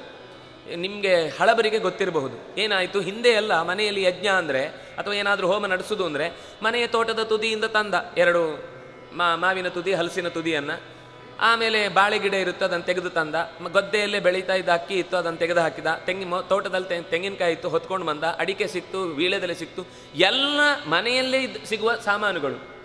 ಇವಾಗ ಅವರೇ ಬರುವಾಗ ಒಂದು ಪ್ಯಾಕೇಜ್ ಪೂರ್ತಿ ಹೊತ್ಕೊಂಡ್ಬರ್ತಾರೆ, ವಾಪಸ್ ಪೂರ್ತಿ ಹೊತ್ಕೊಂಡು ಹೋಗ್ತಾರೆ. ನಮಗೇನು ಸಂಬಂಧವೇ ಇಲ್ಲ. ನಮ್ಮ ಮನೇಲಿ ಹೊಗೆ ಬಂದು ಪೇಂಟ್ ಒಂದಿಷ್ಟು ಹಾಳಾಯಿತು ಅಂತ ಆಮೇಲೆ ಬೈಕೊಳ್ಳಿಕ್ಕೆ ಬೇಕಾದ ಕೆಲಸ ಆಗುತ್ತೆ ಹೊರತು ನಿಜವಾಗಿ ಏನು ಕೆಲಸ ಆಗಬೇಕಿತ್ತು, ಶ್ರದ್ಧೆಯಿಂದ ಭಗವಂತನಿಗೆ ನಾವು ಪರಶುರಾಮನಲ್ಲಿ ಅಗ್ನಿಯಲ್ಲಿ ಪರಶುರಾಮನ ನಿಲ್ಲಿಸಿ ಪರಮಾತ್ಮನಿಗೆ ಕೊಟ್ಟ ಆಹುತಿ ಎಂಥ ದೊಡ್ಡ ಪ್ರತೀಕ ಗೊತ್ತಾ? ಅಗ್ನಿ ಪಂಚಭೂತಗಳಲ್ಲಿ ವಿಶೇಷವಾದ ಪ್ರತೀಕ ಅಂದರೆ ಅಗ್ನಿ. ಅದರಲ್ಲಿ ಕೊಟ್ಟದ್ದು ಅಂದರೆ ಅದು ಭಗವಂತನಿಗೆ ಪೂರ್ತಿ ಹೋಗಿ ಸೇರಿತು ಅಂತ ಅರ್ಥ. ಹೀಗೆ ಅವನ ಯಜ್ಞವನ್ನು ಹೊಗಳುತ್ತಾನೆ. ನಿನ್ನ ಋತ್ವಿಜರು, ನಿನ್ನ ಯಜಮಾನಿಕೆ, ನೀನು ಸಂಪಾದಿಸಿದಂತಹ ಸಂಭಾರಗಳು, ಅದರಲ್ಲಿ ಸೇರಿದಂತಹ ಎಲ್ಲ ಭಕ್ತರು, ಇವರಿಗೆಲ್ಲರಿಂದಲೂ ಕೂಡ ಈ ಸಭೆ ತುಂಬಿಕೊಂಡಿದೆ ಅಂದಮೇಲೆ ನಿನ್ನ ಯಜ್ಞ ಅಂತ ಅನ್ನೋದು ದೇವಲೋಕಕ್ಕೆ ಸಂಬಂಧಪಟ್ಟ ಯಜ್ಞ, ಇದು ಸಾಮಾನ್ಯ ಯಜ್ಞ ಅಲ್ಲ ಅಂತ ಹೊಗಳುತ್ತಾನೆ. ಹೊಗಳಿದ ಮೇಲೆ ಒಂದಷ್ಟು ಹಿಂದೆ ರಾಜರು ಯಾರ್ಯಾರು ಮಾಡಿದ್ರು ಅವರ ಹೆಸರನ್ನು ಹೇಳ್ತಾನೆ. ಕಟ್ವಾಂಗನಾಭಾಗ ದಿಲೀಪ ಕಲ್ಪ ಯಯಾತಿ ಮಾಂಧಾತ್ ಸಮಪ್ರಭಾವ ಆದಿತ್ಯ ತೇಜ ಪ್ರತಿಮಾನ ತೇಜಾ ಭೀಷ್ಮೋ ಯಥಾ ರಾಜಸಿ ಸುವ್ರತಸ್ತ್ವಂ. ಭೀಷ್ಮ ಹೇಗೆ ವ್ರತಧರನಾಗಿ, ಯಾಕೆಂದರೆ ಅವನ ವಂಶದ ಪೂರ್ವಜ ಅಲ್ವ, ಅವನು ಮಾಡಿದ ಹಾಗೆ ನಿನ್ನದಿದೆ ಅಂದಾಗ ಜನಮೇಜನಿಗೇನು ಖುಷಿ ಆಗಬೇಡ. ನಮ್ಮ ಪೂರ್ವಜರನ್ನೆಲ್ಲ ನೆನಪಿಸಿಕೊಂಡು ಇಲ್ಲಿ ಮಾಡ್ತಾ ಇದ್ದೇವೆ ಅಂತಂದರೆ ನಾನು ಮಾಡಿದ ಯಜ್ಞ ಸಾಂಗ ಆಯಿತು ಅಂತ. ಹಿಂದೆ ಎಲ್ಲ ಋಷಿಗಳನ್ನು, ದೇವತೆಗಳನ್ನು, ರಾಜರನ್ನು ನೆನಪಿಸ್ತಾನೆ. ಖಟ್ವಾಂಗ, ನಾಭಾಗ, ದಿಲೀಪ, ಯಯಾತಿ, ಮಾಂಧಾತೃ ಇವರೆಲ್ಲರ ಯಜ್ಞದಲ್ಲಿ ಯಾವ ರೀತಿ ಒಂದು ಎತ್ತರದ ಗುಣ ಇತ್ತೋ ಅದು ನಿನ್ನ ಯಜ್ಞದಲ್ಲೂ ಕಾಣಿಸ್ತಾ ಇದೆ. ಸಮಪ್ರಭಾವ, ಅಂತಹ ಪ್ರಭಾವ ನಿನ್ನಲ್ಲೂ ಇದೆ. ಅದರಿಂದಾಗಿ ನಿನ್ನ ಯಜ್ಞದ ಬಗ್ಗೆ ನನಗೆಷ್ಟು ಹೇಳಿದರೂ ಕಮ್ಮಿ ಅಂತ ಅನಿಸ್ತಾ ಇದೆ. ಬಹಳ ಸಂತೋಷ ಆಗ್ತಾ ಇದೆ. ದೇವತೆಗಳು ನೇರ ಬಂದು ಈ ಯಜ್ಞದಲ್ಲಿ ಆಹುತಿಯನ್ನು ತಗೊಳ್ತಾ ಇದ್ದಾರೆ ಅಂತಂದಾಗ ಈ ಯಜ್ಞಕ್ಕೆ ಸಮನಾದ ಯಜ್ಞ ಮತ್ತೊಂದು ಕಡೆ ಸಿಗ್ಲಿಕ್ಕೆ ಸಾಧ್ಯ ಇಲ್ಲ. ಇಷ್ಟು ಹೇಳಿದ ಮೇಲೆ ಜನಮೇಜಯನಿಗೆ ಆಶ್ಚರ್ಯ ಆಗುವುದು ಅಂದರೆ ಒಂದು ಚಿಕ್ಕ ಹುಡುಗ ಹಿಂದಿನದು ಒಂದು ದೊಡ್ಡ ಲಿಸ್ಟ್ ಹೇಳ್ತಾನೆ, ಏನೇನು ಯಜ್ಞಗಳು ನಡೆದಿದೆ, ಅದು ಹೇಗೆ ಹೇಗೆ ಇತ್ತು ಅಂತ. ಅದಕ್ಕೆ ಅವನು ಪ್ರತಿಕ್ರಿಯೆ ಕೊಡ್ತಾನೆ ಜನಮೇಜಯ. ಬಾಲೋಪ್ಯಯಂ ಸ್ಥವಿರ ಇವ ಅವಭಾಷತೆ ನಾಯಂಬಾಲಸ್ಥವಿರೋಸ್ಯ ಮತೋ ಮೇ ಇಚ್ಛಾಮ್ಯಹಂ ವರಮಸ್ಮೈ ಪ್ರದಾತುಂ ತನ್ಮೇ ವಿಪ್ರ ಸಂವಿದಧ್ವಂ ಯಥಾವತ್. ಅವನು ಹೇಳ್ತಾನೆ, ಬಾಲಹ ಅಯಂ ನೋಡಲಿಕ್ಕೆ, ಆದರೆ ಸ್ಥವಿರಹ ಇವ ಭಾಷತೆ, ತುಂಬ ವರ್ಷದ ಅನುಭವ ಇದ್ದು ಬಂದವರಂತೆ ಮಾತಾಡ್ತಾನೆ. ಏನು ಚೆನ್ನಾಗಿರುವ ಪಾಯಿಂಟ್ಗಳನ್ನು ಹೇಳಿ ಮಾತಾಡ್ತಾನೆ. ಯಜ್ಞಕ್ಕೆ ಏನೇನು ಬೇಕು ಅನ್ನೋದು ಎಷ್ಟು ಚೆನ್ನಾಗಿ ತಿಳ್ಕೊಂಡಿದ್ದಾನೆ. ನನ್ನ ಯಜ್ಞದಲ್ಲೂ ಅದು ಇದ್ದದ್ದನ್ನು ಯೋಚಿಸಿ ಹಿಂದಿನವರ ಯಜ್ಞದ ಇತಿಹಾಸವನ್ನು ತಿಳ್ಕೊಂಡಿದ್ದಾನೆ. ಯಾವಾಗಲೂ ನಮಗೆ ಒಂದು ದೇಶ ಅಥವಾ ಒಂದು ರಾಜ್ಯ ಅಥವಾ ಒಂದು ವಂಶ ಅಥವಾ ಒಂದು ಮತ ಯಾವತ್ತು ಅಸ್ತಿತ್ವದಲ್ಲಿ ಚೆನ್ನಾಗಿ ಉಳಿಯುತ್ತೆ ಅಂದರೆ ಅದರ ಹಿಂದಿನ ಇತಿಹಾಸವನ್ನು ಯಾರು ಚೆನ್ನಾಗಿ ತಿಳ್ಕೊಳ್ತಾನೆ ಅವನು. ಯಾವತ್ತೂ ಕೂಡ ನಮಗೆ ಅದರ ಹಿಂದಿನ ಇತಿಹಾಸ ಗೊತ್ತಿಲ್ಲ ಅಂದರೆ ಅದು ಭಾಷೆಯ ದೃಷ್ಟಿಯಿಂದ ಇರ್ಬೋದು, ದೇಶದ ದೃಷ್ಟಿಯಿಂದ ಇರ್ಬೋದು, ಸಂಸ್ಕೃತಿಯ ದೃಷ್ಟಿಯಿಂದ ಇರ್ಬೋದು, ಧರ್ಮದ ದೃಷ್ಟಿಯಿಂದ ಇರ್ಬೋದು, ಯಾವುದೇ ಆಗಲಿ ಒಂದು ಪೂರ್ವದ ಇತಿಹಾಸ ತಿಳಿಯದೇ ಇದ್ದರೆ ನಾವು ಅದನ್ನು ಸಮರ್ಥವಾಗಿ ನೆರವೇರಿಸಿಕೊಳ್ಳಿಕ್ಕೆ ಸಾಧ್ಯ ಇಲ್ಲ. ಹಾಗೆಯೇ ಇಲ್ಲಿ ನಿನಗೆ ಇಡೀ ಯಾಗಗಳ ಇತಿಹಾಸ, ಈಗ ಪಂಚರಾತ್ರ ಅನ್ನೋದು ಪೂಜೆಯ ಇತಿಹಾಸ. ಪೂಜೆಯನ್ನು ಹೇಗೆ ಹೇಗೆ ಯಾವ ಯಾವ ದೇವತೆಗಳಿಗೆ ಎಲ್ಲೆಲ್ಲಿ ನಡೆಸಬೇಕು ಅಂತ ಅನ್ನೋದನ್ನು ಹೇಳಲಿಕ್ಕೋಸ್ಕರ ಆ ದೇವಸ್ಥಾನದ ಪ್ರಕ್ರಿಯೆಗಳನ್ನೆಲ್ಲ ನಿರೂಪಿಸುವ, ಹಿಂದೆ ಯಾರ್ಯಾರು ಹೇಗೆ ಮಾಡಿದ್ರು ಅಂತ ಹೇಳುವ ಇತಿಹಾಸ ಅದು. ಮಹಾಭಾರತ ಅನ್ನೋದು ಘಟನೆಗಳ ಮೂಲಕ ಒಂದು ಪ್ರಮೇಯವನ್ನು ತಿಳಿಯಬೇಕಾದ್ರೆ ಅದರ ಹಿಂದೆ ಏನು ಇತಿಹಾಸ ಇತ್ತು ಅದನ್ನು ಹೇಳುತ್ತೆ. ಹಾಗಾಗಿ ಎಲ್ಲಿಯೇ ಆಗಲಿ ಇತಿಹಾಸ ಅಂದರೆ ಕೇವಲ ಮಹಾಭಾರತ ಅಂತಲ್ಲ, ನಮ್ಮ ದೇಶದ ಇತಿಹಾಸವೂ ನಮಗೆ ಸರಿಯಾಗಿ ಗೊತ್ತಿರಬೇಕು. ಇಲ್ಲ ಅಂದರೆ ನಾವು ಮತ್ತೆ ಯಥಾ ಪ್ರಕಾರ ಆರ್ಯ ದ್ರಾವಿಡ ಅಂತ ಅದೇ ಅಸಂಬದ್ಧ ಪ್ರಲಾಪವನ್ನೇ ಬರೆದು MA ಪಾಸಾಗಿ MAಗಳಾಗಬೇಕು. ಇಲ್ಲ ಅಂದರೆ ನಮಗೆ ಯಾವುದೇ ರೀತಿಯಿಂದಲೂ ಕೂಡ ಎಚ್ಚರ ವಹಿಸ್ಲಿಕ್ಕೆ ಸಾಧ್ಯ ಇಲ್ಲ. ಆ ತಪ್ಪು ತಿಳ್ಕೊಂಡ ಮೇಲೇ ನಮ್ಮ ಬಗ್ಗೆ, ನಮಗೆ ಇರುವ ಸಂಸ್ಕೃತಿಯ ಹೆಚ್ಚಳಿಕೆಯ ಬಗ್ಗೆ ಅರ್ಥ ಗೊತ್ತಿಲ್ಲದೆ ನಾವೇ ಅದನ್ನು ದೂಷಿಸುವ ಪ್ರಸಂಗಕ್ಕೆ ಬರ್ತೇವೆ. ಅಂದರೆ ಶಿಕ್ಷಣದ ಒಳಗೆ ನಮ್ಮ ಈ ತೂರುವಿಕೆ ಉಂಟಲ್ವಾ, ಬೇಡವಾದ ಸಂಗತಿಗಳನ್ನು, ಇದು ತುಂಬ ದೊಡ್ಡ ಪ್ರಮಾಣದಲ್ಲಿ ನಡೆದಿದೆ. ಅದು ಪರಿಹರಿಸಬೇಕು ಅಂದರೆ ನಮ್ಮ ಪೂರ್ವಜರ ಇತಿಹಾಸವನ್ನು ನಾವು ಮತ್ತೆ ಕೆದಕಲೇಬೇಕು. ಈಗ ಕಲ್ಲಹಣನ ರಾಜತರಂಗಿಣಿ ಇರಬಹುದು ಅಥವಾ ಮೂಷಿಕ ವಂಶ ಚರಿತ ಇರಬಹುದು, ನಮ್ಮ ಪ್ರಾಚೀನರು ನಮ್ಮದೇ ದೇಶದ ರಾಜರ ಕಥೆಯನ್ನು ಕೊಟ್ಟಿದ್ದಾರೆ. ನಾವು ಅದನ್ನೆಲ್ಲ ಮರೆತು ಯಾವುದೋ ಗೆಜೆಟಲ್ಲಿ ಅವರು ತುಂಬಿಸಿ ಇಟ್ಟು ಹೋದಂಥ 360 ವರ್ಷಗಳ ಕೊಂಪೆಯನ್ನು ನಮ್ಮ ಇತಿಹಾಸ ಅಂತ ಇವತ್ತು ಅದನ್ನೇ ಒಂದು ಆ ಕಡೆಯಿಂದ ಆಯಿತು, ಇನ್ನೊಂದು ಈ ಕಡೆಯಿಂದ ನಮ್ಮ ಶಬ್ದಗಳ ಮೇಲೆ ಎಷ್ಟು ದಾಳಿ ಆಯಿತು. ಇವತ್ತೂ ಕೂಡ ಕೆಲವು ಶಬ್ದಗಳನ್ನು ನಾವು ಉಚ್ಚರಿಸುವುದೇ ಮರೆತು ಬಿಟ್ಟಿದ್ದೇವೆ. ಅಂದರೆ ಭಾಷೆಯ, ಸಂಸ್ಕೃತಿಯ, ಧರ್ಮದ ಎಲ್ಲದರ ಮೇಲೆ ಆಗುವ ದಾಳಿಗೆ ಮುಖ್ಯ ಕಾರಣ ನಮ್ಮ ಇತಿಹಾಸವನ್ನು ನಾವು ಸರಿಯಾಗಿ ಅರ್ಥ ಮಾಡಿಕೊಳ್ಳದೇ ಇರುವುದು. ಹಾಗಾಗಿ ಇತಿಹಾಸವನ್ನು ಅರ್ಥ ಮಾಡಿಕೊಂಡ್ರೆ ಮಾತ್ರ ಎಲ್ಲವನ್ನೂ ಸಾಂಗವಾಗಿ ನಡೆಸಲಿಕ್ಕೆ ಸಾಧ್ಯ. ಖುಷಿಯಾಗೋಯಿತು ಜನಮೇಜಯನಿಗೆ, ಎಂಥ ಅರ್ಥಪೂರ್ಣವಾದ ಮಾತಾಡಿದ್ದಾನೆ. ಇವನಿಗೆ ನಾಯಂಬಾಲಹ, ಇವನು ಹುಡುಗ ಅಲ್ಲ, ವೃದ್ಧ ಇವನು. ಅಲ್ಲಲ್ಲಿ ವೃದ್ಧ ಅಂತ ಹೇಳ್ತಿದ್ದಾನೆ. ಜ್ಞಾನದಿಂದ ವೃದ್ಧಾಪ್ಯ ಬರಬೇಕು ಹೊರತು ದೇಹದಿಂದ ವೃದ್ಧಾಪ್ಯ ಆದರೆ ಏನು ಲೆಕ್ಕ? ಸನಕ ಸನಂದನಾದಿಗಳು ದೇವತೆಗಳಿಗೆಲ್ಲ ಕುರಿತು ಹೇ ಪುತ್ರಕ ಅಂತ ಹೇಳಿದಾಗ ದೇವತೆಗಳ ಮುಖ ಎಲ್ಲ ಸಪ್ಪೆ ಆಯ್ತಂತೆ. ಆಗ ಬ್ರಹ್ಮದೇವರು ಹೇಳಿದ್ರಂತೆ, ಹೌದಪ್ಪ, ಅವರ ಜ್ಞಾನ ದೊಡ್ಡದು, ಹುಡುಕತನ ಅಂತ ಅನ್ನೋದನ್ನು ದೇಹದಿಂದ ನೋಡಿ ಅಳಿಬೇಡಿ, ಅವರ ವೃದ್ಧಾಪ್ಯ ಅನ್ನೋದು ಜ್ಞಾನದಲ್ಲಿದೆ, ಅದನ್ನು ನೋಡಿ ನಾವು ಗೌರವಿಸುವುದು ಹೊರತು ಯಾವುದೇ ಸ್ಥಾನಕ್ಕೆ ಮಹತ್ವ ಇರುವುದು ಅವನ ಜ್ಞಾನದಿಂದ ಹೊರತು ಅವನ ವಯಸ್ಸಿನಿಂದ ಅಲ್ಲ. ಅದರಿಂದಾಗಿ ನಾನು ಇವನನ್ನು ಗೌರವಿಸ್ತೇನೆ. ಇಚ್ಛಾಮ್ಯಹಂ, ಇವನಿಗೆ ನಾನೇ ಏನಾದರೂ ವರ ಕೊಡಬೇಕು ಅಂತ ಬಯಸಿದ್ದೇನೆ. ಏನು ವರ ಬೇಕು ಅಂತ ಎಲ್ಲರೂ ಅವನ ಹತ್ರ ಕೇಳಿ ಅವನು ಕೇಳಿದ್ದನ್ನು ನಾನು ಕೊಡಲಿಕ್ಕೆ ಸಿದ್ಧ ಇದ್ದೇನೆ ಅಂತ ಹೀಗೆ ಹೇಳಿದಾಗ ಸದಸ್ಯೆ, ಅಲ್ಲಿಯ ಸಭಾಸದರು ಕೂಡ ಅವನ ಬಗ್ಗೆ ಸಂತೋಷದ ಮಾತುಗಳನ್ನು ವ್ಯಕ್ತಪಡಿಸ್ತಾರೆ. ಬಾಲೋಪಿ ವಿಪ್ರೋ ಮಾನ್ಯ ಏವೇಹ ರಾಜ್ಞ ಯಶ್ಚ ವಿದ್ವಾನ್ ಯಶ್ಚ ವಿದ್ಯಾವತ್ ವಿದ್ವಾನ್ ಯಥಾವತ್ ಪ್ರಸಾದಯೈನಂ ತ್ವರಿತೋ ನರೇಂದ್ರ ದ್ವಿಜಾತಿವರ್ಯಂ ಸಕಲಾರ್ಥ ಸಿದ್ಧಯೇ. ಹೌದು, ಯಜ್ಞ ಪರಿಪೂರ್ಣ ಆಗುವುದು ಕೂಡ ಇದು ಒಂದು ಅಂಗ. ಯಾವ ಯೋಗ್ಯ ವ್ಯಕ್ತಿಯನ್ನು ಕರೆಸಿ ಯೋಗ್ಯವಾದ ಅಗತ್ಯವಾದ ವಸ್ತುವನ್ನು ನಾವು ಕೊಟ್ಟೆವು ಅಂತಂದರೆ ಆ ಯಜ್ಞದ ಪರಿಪೂರ್ಣತೆ ಸಿದ್ಧಿಯಾಯಿತು ಅಂತ ಲೆಕ್ಕ.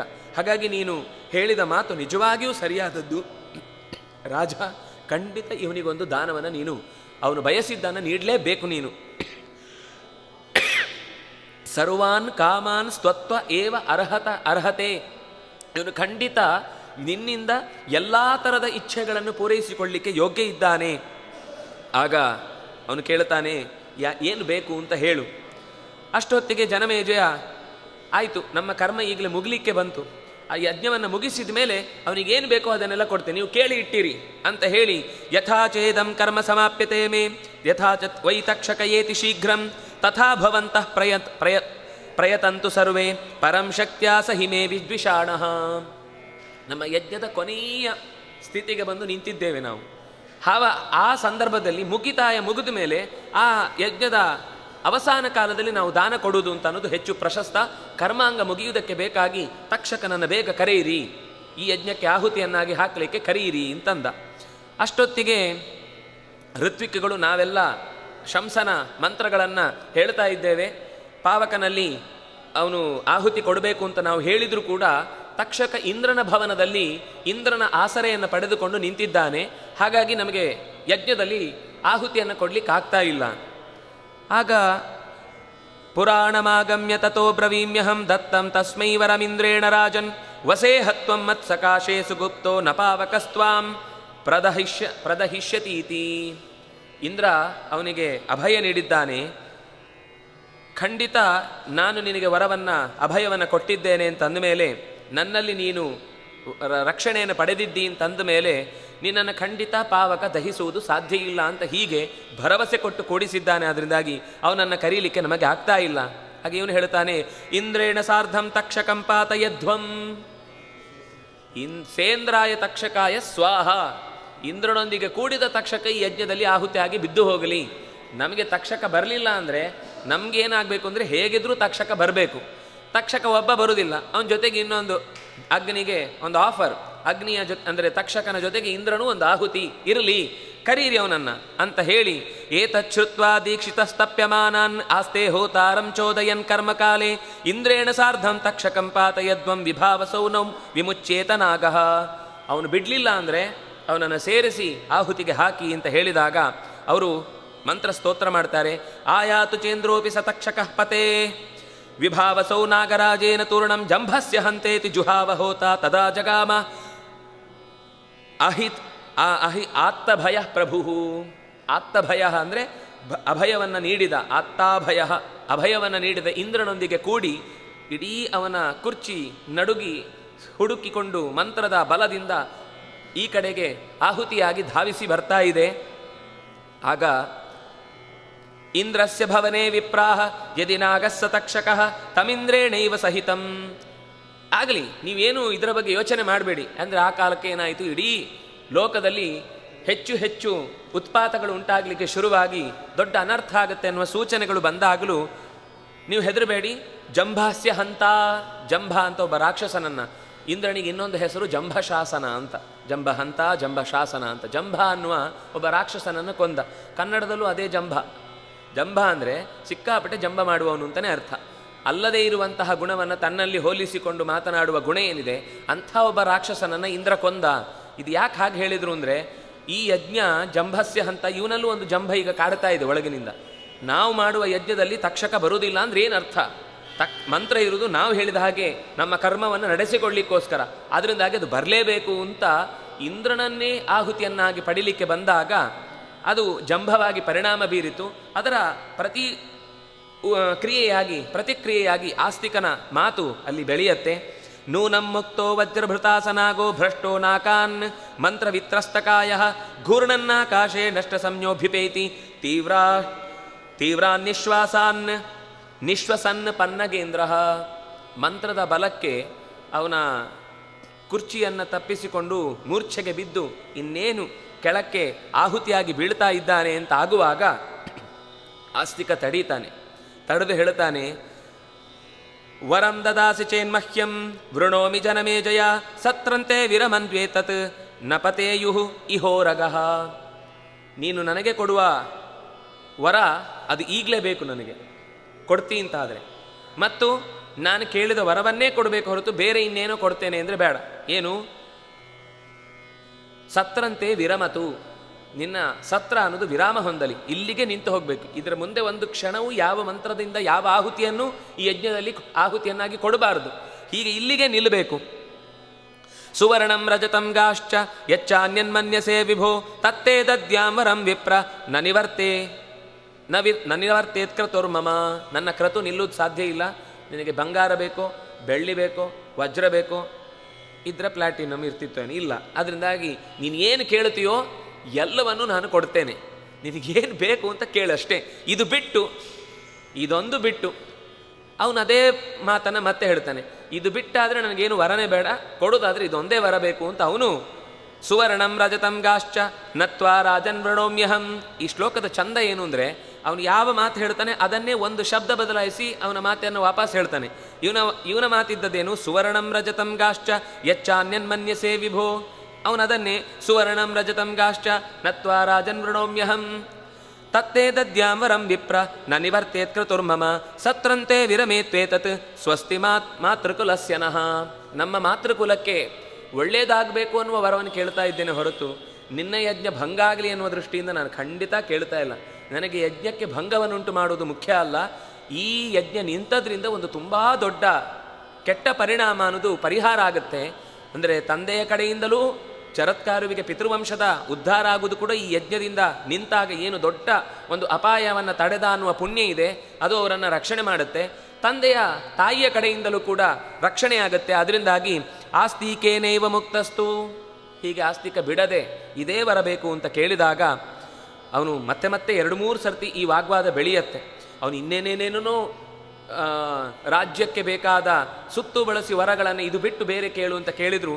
ಹಠಕ್ಕೆ ಬಿದ್ದು ಇದೊಂದೇ ನನಗೆ ವರ ಕೊಡುವುದಾದರೆ ಕೊಡು ಅಂತ ಕೇಳಿದ ಮೇಲೆ ತತಶ್ಚಿಂತಾ ಪರೋ ರಾಜ ಬಭೂವ ಜನಮೇಜಯ ಹೂಯಮಾನೋ ಭೃಶಂ ದೀಪ್ತೋ ವಿಧಿವತ್ ವಸುರೇತಸಿ ನಸ್ಮಸ ಪಾಪ ಪ್ರಾಪತದ್ವಹ್ನೌ ತಕ್ಷಕೋ ಭಯಪೀಡಿತ.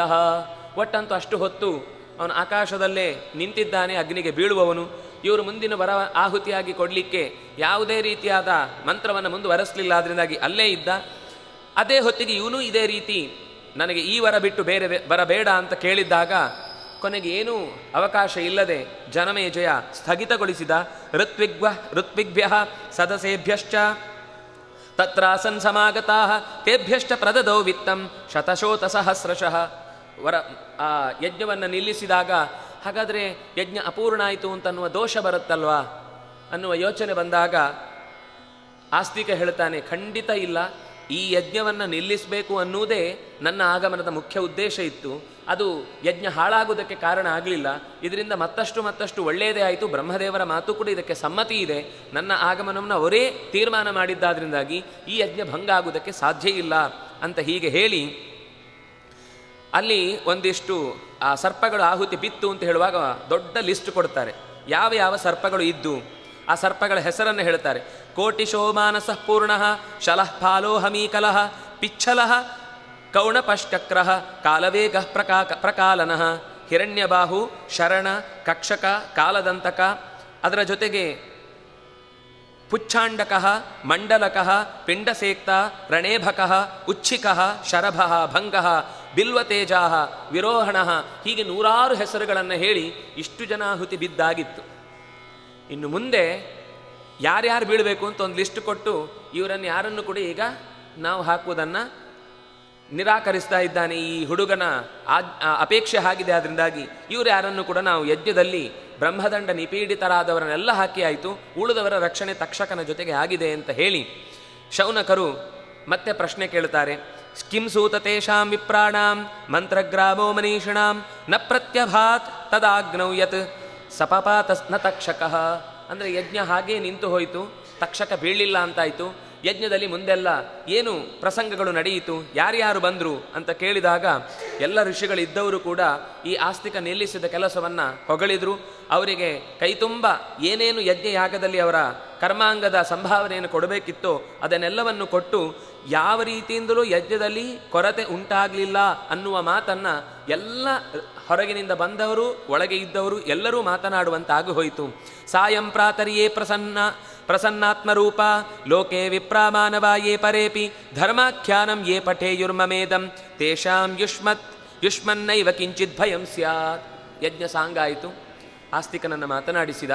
ಆಸ್ತಿಕ ಕೊನೆಗೆ ಹೇಳ್ತಾನೆ, ಹೀಗೆ ಈ ಆಸ್ತಿಕನ ಮೇಲೆ ಪ್ರೀತಿ ಇಟ್ಟು ಜನಮೇಜಯ ನಿಲ್ಲಿಸಿದ ಈ ಯಜ್ಞದ ಕಥೆಯನ್ನು ಕೇಳಿ ಆ ಸರ್ಪಗಳೆಲ್ಲ ನಾಶ ಆದ ಮೇಲೆ ಉಳಿದ ಮೋಕ್ಷಿತಾ ಬಿಡಿಸಲ್ಪಟ್ಟಂತಹ ಸರ್ಪಗಳ ಈ ಕಥೆಯನ್ನು ಯಾರು ಕೇಳ್ತಾನೋ ಅವನಿಗೆ ಒಳ್ಳೆಯದಾಗತ್ತೆ ಅಂತ ಆಸ್ತಿಕನೇ ಸ್ವತಃ ಹೇಳ್ತಾನೆ. ಈ ಕಥೆಯನ್ನು ಕೇಳಿದವನಿಗೆ ಧರ್ಮಾಖ್ಯಾನಂ ಯೇ ಪಠೇಯು ಮಮೇದಂ ತೇಷಾಂ ಯುಷ್ಮನ್ನೈವ ಕಿಂಚಿತ್ ಭಯಂ ಸ್ಯಾತ್. ನಿಮ್ಮಿಂದ ಅಂದರೆ ಅಲ್ಲಿರುವ ಉಳಿದ ಸರ್ಪಗಳಿಂದ ನಿಮ್ಮಿಂದ ಯಾವ ಭಯವೂ ಕೂಡ ಅವರಿಗೆ ಉಂಟಾಗುವುದಿಲ್ಲ. ಸರ್ಪಾಪಸರ್ಪಭದ್ರಂತೆ ಗಚ್ಚ ಸರ್ಪ ಮಹಾವಿಷ ಜನಮೇ ಜಯಸೇ ಯಜ್ಞಾಂತೆ ಆಸ್ತೀಕವಚನಂ ಸ್ಮರ. ಆಸ್ತೀಕಸ್ಯ ವಚ ಶ್ರುತ್ವಾ ಯಃ ಸರ್ಪೋ ನ ನಿವರ್ತತೆ ಶತಧಾ ಬಿಧ್ಯತೆ ಮೂರ್ಧಾ ಶಿಂಶವೃಕ್ಷಫಲಂ ಯಥಾ. ಇದು ಮತ್ತೆ ಮತ್ತೆ ಎಂಥಾದರೂ ಏನಾದರೂ ಸರ್ಪ ಭಯ ಉಂಟಾದಾಗ ಹೇಳುವ ಶ್ಲೋಕ ಇದು. ಸರ್ಪಾಪಸರ್ಪ ಭದ್ರಂತೆ, ಸರ್ಪ ಅಪಸರ್ಪ, ಏ ಸರ್ಪವೇ ಅಪಸರ್ಪ ಇಲ್ಲಿಂದ ಹೊರಟು ಹೋಗು. ಗಚ್ಚ ಸರ್ಪ ಮಹಾವಿಷ, ಮಹಾವಿಷವನ್ನು ಹೊತ್ತಿರೋ ಓ ಸರ್ಪವೇ ನನ್ನ ಪರಿಸರದಲ್ಲಿ ಇರಬೇಡ, ಇಲ್ಲಿಂದ ಹೋಗು. ಯಾಕೆಂದರೆ ಜನಮೇಜಯಸ್ಯ ಯಜ್ಞ ಅಂತೆ, ಜನಮೇಜಯನ ಯಜ್ಞದ ಕೊನೆಯಲ್ಲಿ ಈ ಮಾತು ಆಸ್ತಿಕ ವಚನಂ ಸ್ಮರ, ಆಸ್ತಿಕ ಹೇಳಿದ ಮಾತು ಅಂತ ನನಗೆ ನೆನಪಿದೆ, ಅದನ್ನು ನೆನಪಿಸಿಕೊಂಡು ನಿನ್ನ ಮುಂದೆ ಈ ಮಾತು ಹೇಳ್ತಾ ಇದ್ದೇನೆ. ಆಸ್ತಿಕಸ್ಯ ಈ ವಚನಂ ಶ್ರುತ್ವ, ಈ ಮಾತನ್ನು ಕೇಳಿಯೂ ಯಹ ಸರ್ಪ, ಯಾವ ಸರ್ಪವು ತೊಂದರೆ ಕೊಡುವುದನ್ನು ನಿಲ್ಲಿಸುವುದಿಲ್ಲವೋ ಅಂಥವನಿಗೆ ಅಂತಹ ಸರ್ಪದ ಗತಿ ಅನ್ನೋದು ಹೇಗೆ ಶಿಂಶಪ ವೃಕ್ಷ ನೆಲಕ್ಕೆ ಬಿದ್ದಾಗ ಅದು 100 ಪಾಲಾಗಿ ಛಿದ್ರವಾಗಿ ಹೋಗುತ್ತೋ ಹಾಗೆಯೇ ನಿಮ್ಮ ತಲೆಯೂ ಕೂಡ ಛಿದ್ರವಾಗುತ್ತೆ ಅನ್ನೋದು ಎಚ್ಚರ ಇರಲಿ ಅಂತ ಈ ಮಾತನ್ನು ನೆನಪಿಸಿಕೊಂಡು ಆ ಆಸ್ತಿಕ ಇಡೀ ಕಥೆಯ ಮಹಾಫಲವನ್ನು ಹೇಳ್ತಾನೆ. ಹೀಗೆ ಏವ ಮುಕ್ತಸ್ತು ತದಾ ದ್ವಿಜೇಂದ್ರ ಸಮಾಗತೈ ಭುಜಗೇಂದ್ರ ಮುಖ್ಯೈ ಸಂಪ್ರಾಪ್ಯ ಪ್ರೀತಿಂ ವಿಪುಲಾಂ ಮಹಾತ್ಮ ತಥೋ ಮನೋ ಗಮನಾಯಾಥ ದಧ್ರೇ. ಎಲ್ಲರೂ ಕೂಡ ಅವರವರ ಕ್ಷೇತ್ರಗಳಿಗೆ ಹೊರಟರು. ಹೀಗೆ ಆಸ್ತಿಕನ ಕಥೆಯಿಂದ ಮಾತೃಕುಲವನ್ನು ರಕ್ಷಿಸಿದ ಅನ್ನುವ ಕಾರಣಕ್ಕೆ ಆ ಕಡೆಯಿಂದ ಸರ್ಪಗಳ ವಂಶವೂ ಉಳಿಯಿತು, ಈ ಕಡೆಯಿಂದ ಪಿತೃಲೋಕಕ್ಕೆ ಸಂಬಂಧಪಟ್ಟಂತೆ ಅರ್ಧದಾರಿಯಲ್ಲಿದ್ದಂತಹ ಜರತ್ಕಾರುವಿನ ಪೂರ್ವ ಪಿತೃಗಳೆಲ್ಲರೂ ಕೂಡ ಸಂತೋಷದಿಂದ ತಮ್ಮ ಮೇಲಿನ ಲೋಕಕ್ಕೆ ಹೋಗುವುದಕ್ಕೆ ಬೇಕಾದ ಸಿದ್ಧತೆಯಾಯಿತು. ಏನು ಅರ್ಥ ಇದಕ್ಕೆ? ಅಪುತ್ರಸ್ಯ ಗತಿರ್ನಾಸ್ತಿ ಅಂತನ್ನುವ ಮಾತುಗಳೆಲ್ಲ ಏನು ಬರುತ್ತೆ ಅಂದರೆ ಅದಕ್ಕೆ ಇಲ್ಲಿ ಅಲ್ಲ ಬೇರೆ ಕಡೆಯೂ ಕೂಡ ಕಥೆಯಲ್ಲಿ ಈ ಮಾತು ಬರುತ್ತೆ.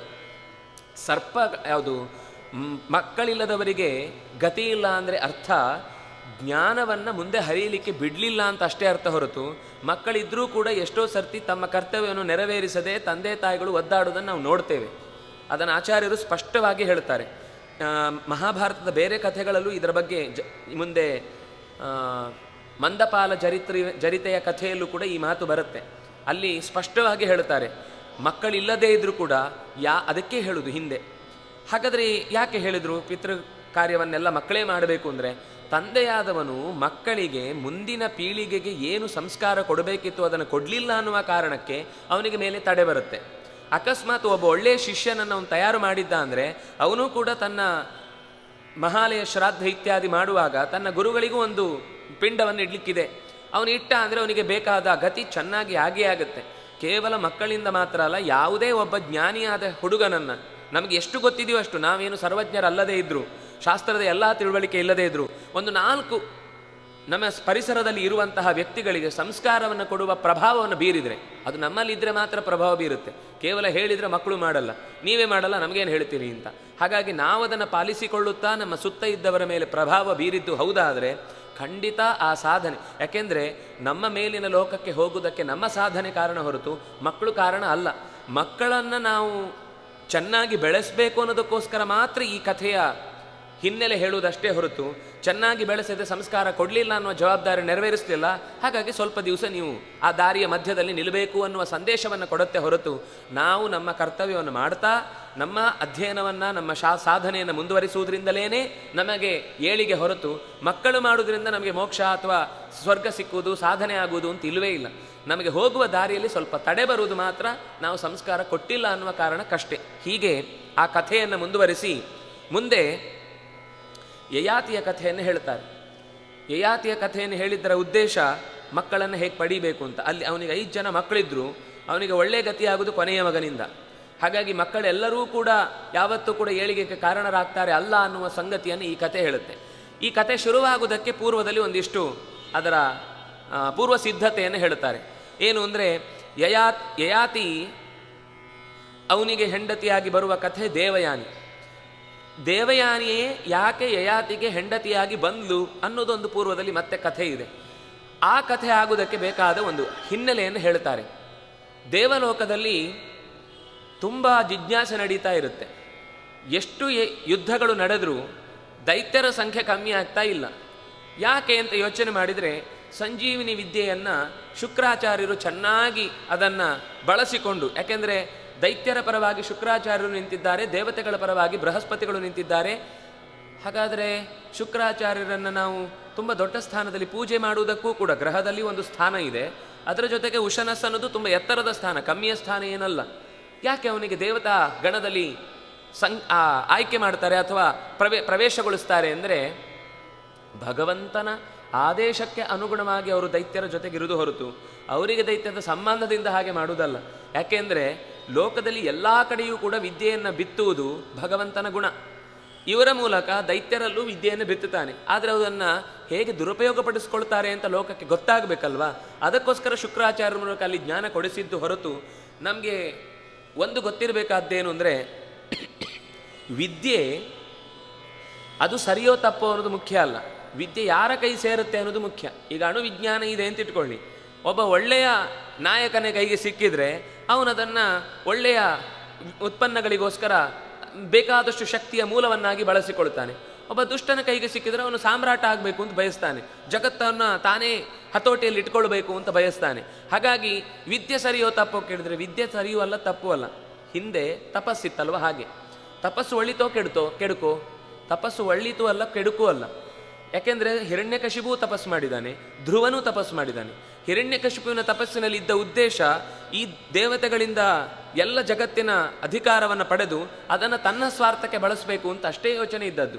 ಹಾಗಾಗಿ ಧ್ರುವನ ಯೋಚನೆ ಇದ್ದದ್ದು ನಮ್ಮ ಅಮ್ಮ ಹೇಳಿದಂತೆ ಭಗವಂತನಿಂದಲೇ ಏನು ಪಡೆಯುವುದಿದ್ರು ಪಡೆಯಬೇಕು ಅನ್ನೋ ಅಷ್ಟೇ ಹಠ ಇತ್ತು ಹೊರತು ಇನ್ನೇನು ಅವನಿಗೆ ಲೋಕದ ಅಧಿಕಾರದ ಛಾಂಚೆ ಇರಲಿಲ್ಲ. ದೇವರಾದರೆ ಅವನು ಕೇಳದೆ ಎದುರು ಕೊಟ್ಟರು. ನೀನು ಇಡೀ ಜಗತ್ತನ್ನು 36,000 ವರ್ಷ ಆಳುವುದಲ್ಲದೆ ಧ್ರುವ ಸ್ಥಾನದಲ್ಲಿ ನಿಂತು ಉಳಿದ ಎಲ್ಲ ಜಗತ್ತಿನ ಆಕಾಶ ಕಾಯಗಳು ನಿನ್ನ ಸುತ್ತ ಸುತ್ತುವಂತಾಗಲಿ ಅಂತ. ಅಂದರೆ ಇದು ನಮಗೆ ಏನು ಬರಬೇಕು ಅದು ಬಂದೇ ಬರುತ್ತೆ. ಮುಚುಕುಂದನ ಕಥೆಯಲ್ಲಿ ಗೊತ್ತಿದೆ, ಅವನು ಎಲ್ಲ ಯುದ್ಧ ಮಾಡಿ ಏನು ಬೇಕು ಕೇಳು ಅಂತ ದೇವತೆಗಳು ಕೇಳಿದಾಗ ತುಂಬ ಸುಸ್ತಾಗಿದೆ, ನಿದ್ದೆ ಬೇಕು ಅಂದ. ದೇವತೆಗಳಿಗೆ ಬೇಜಾರಾಯಿತು.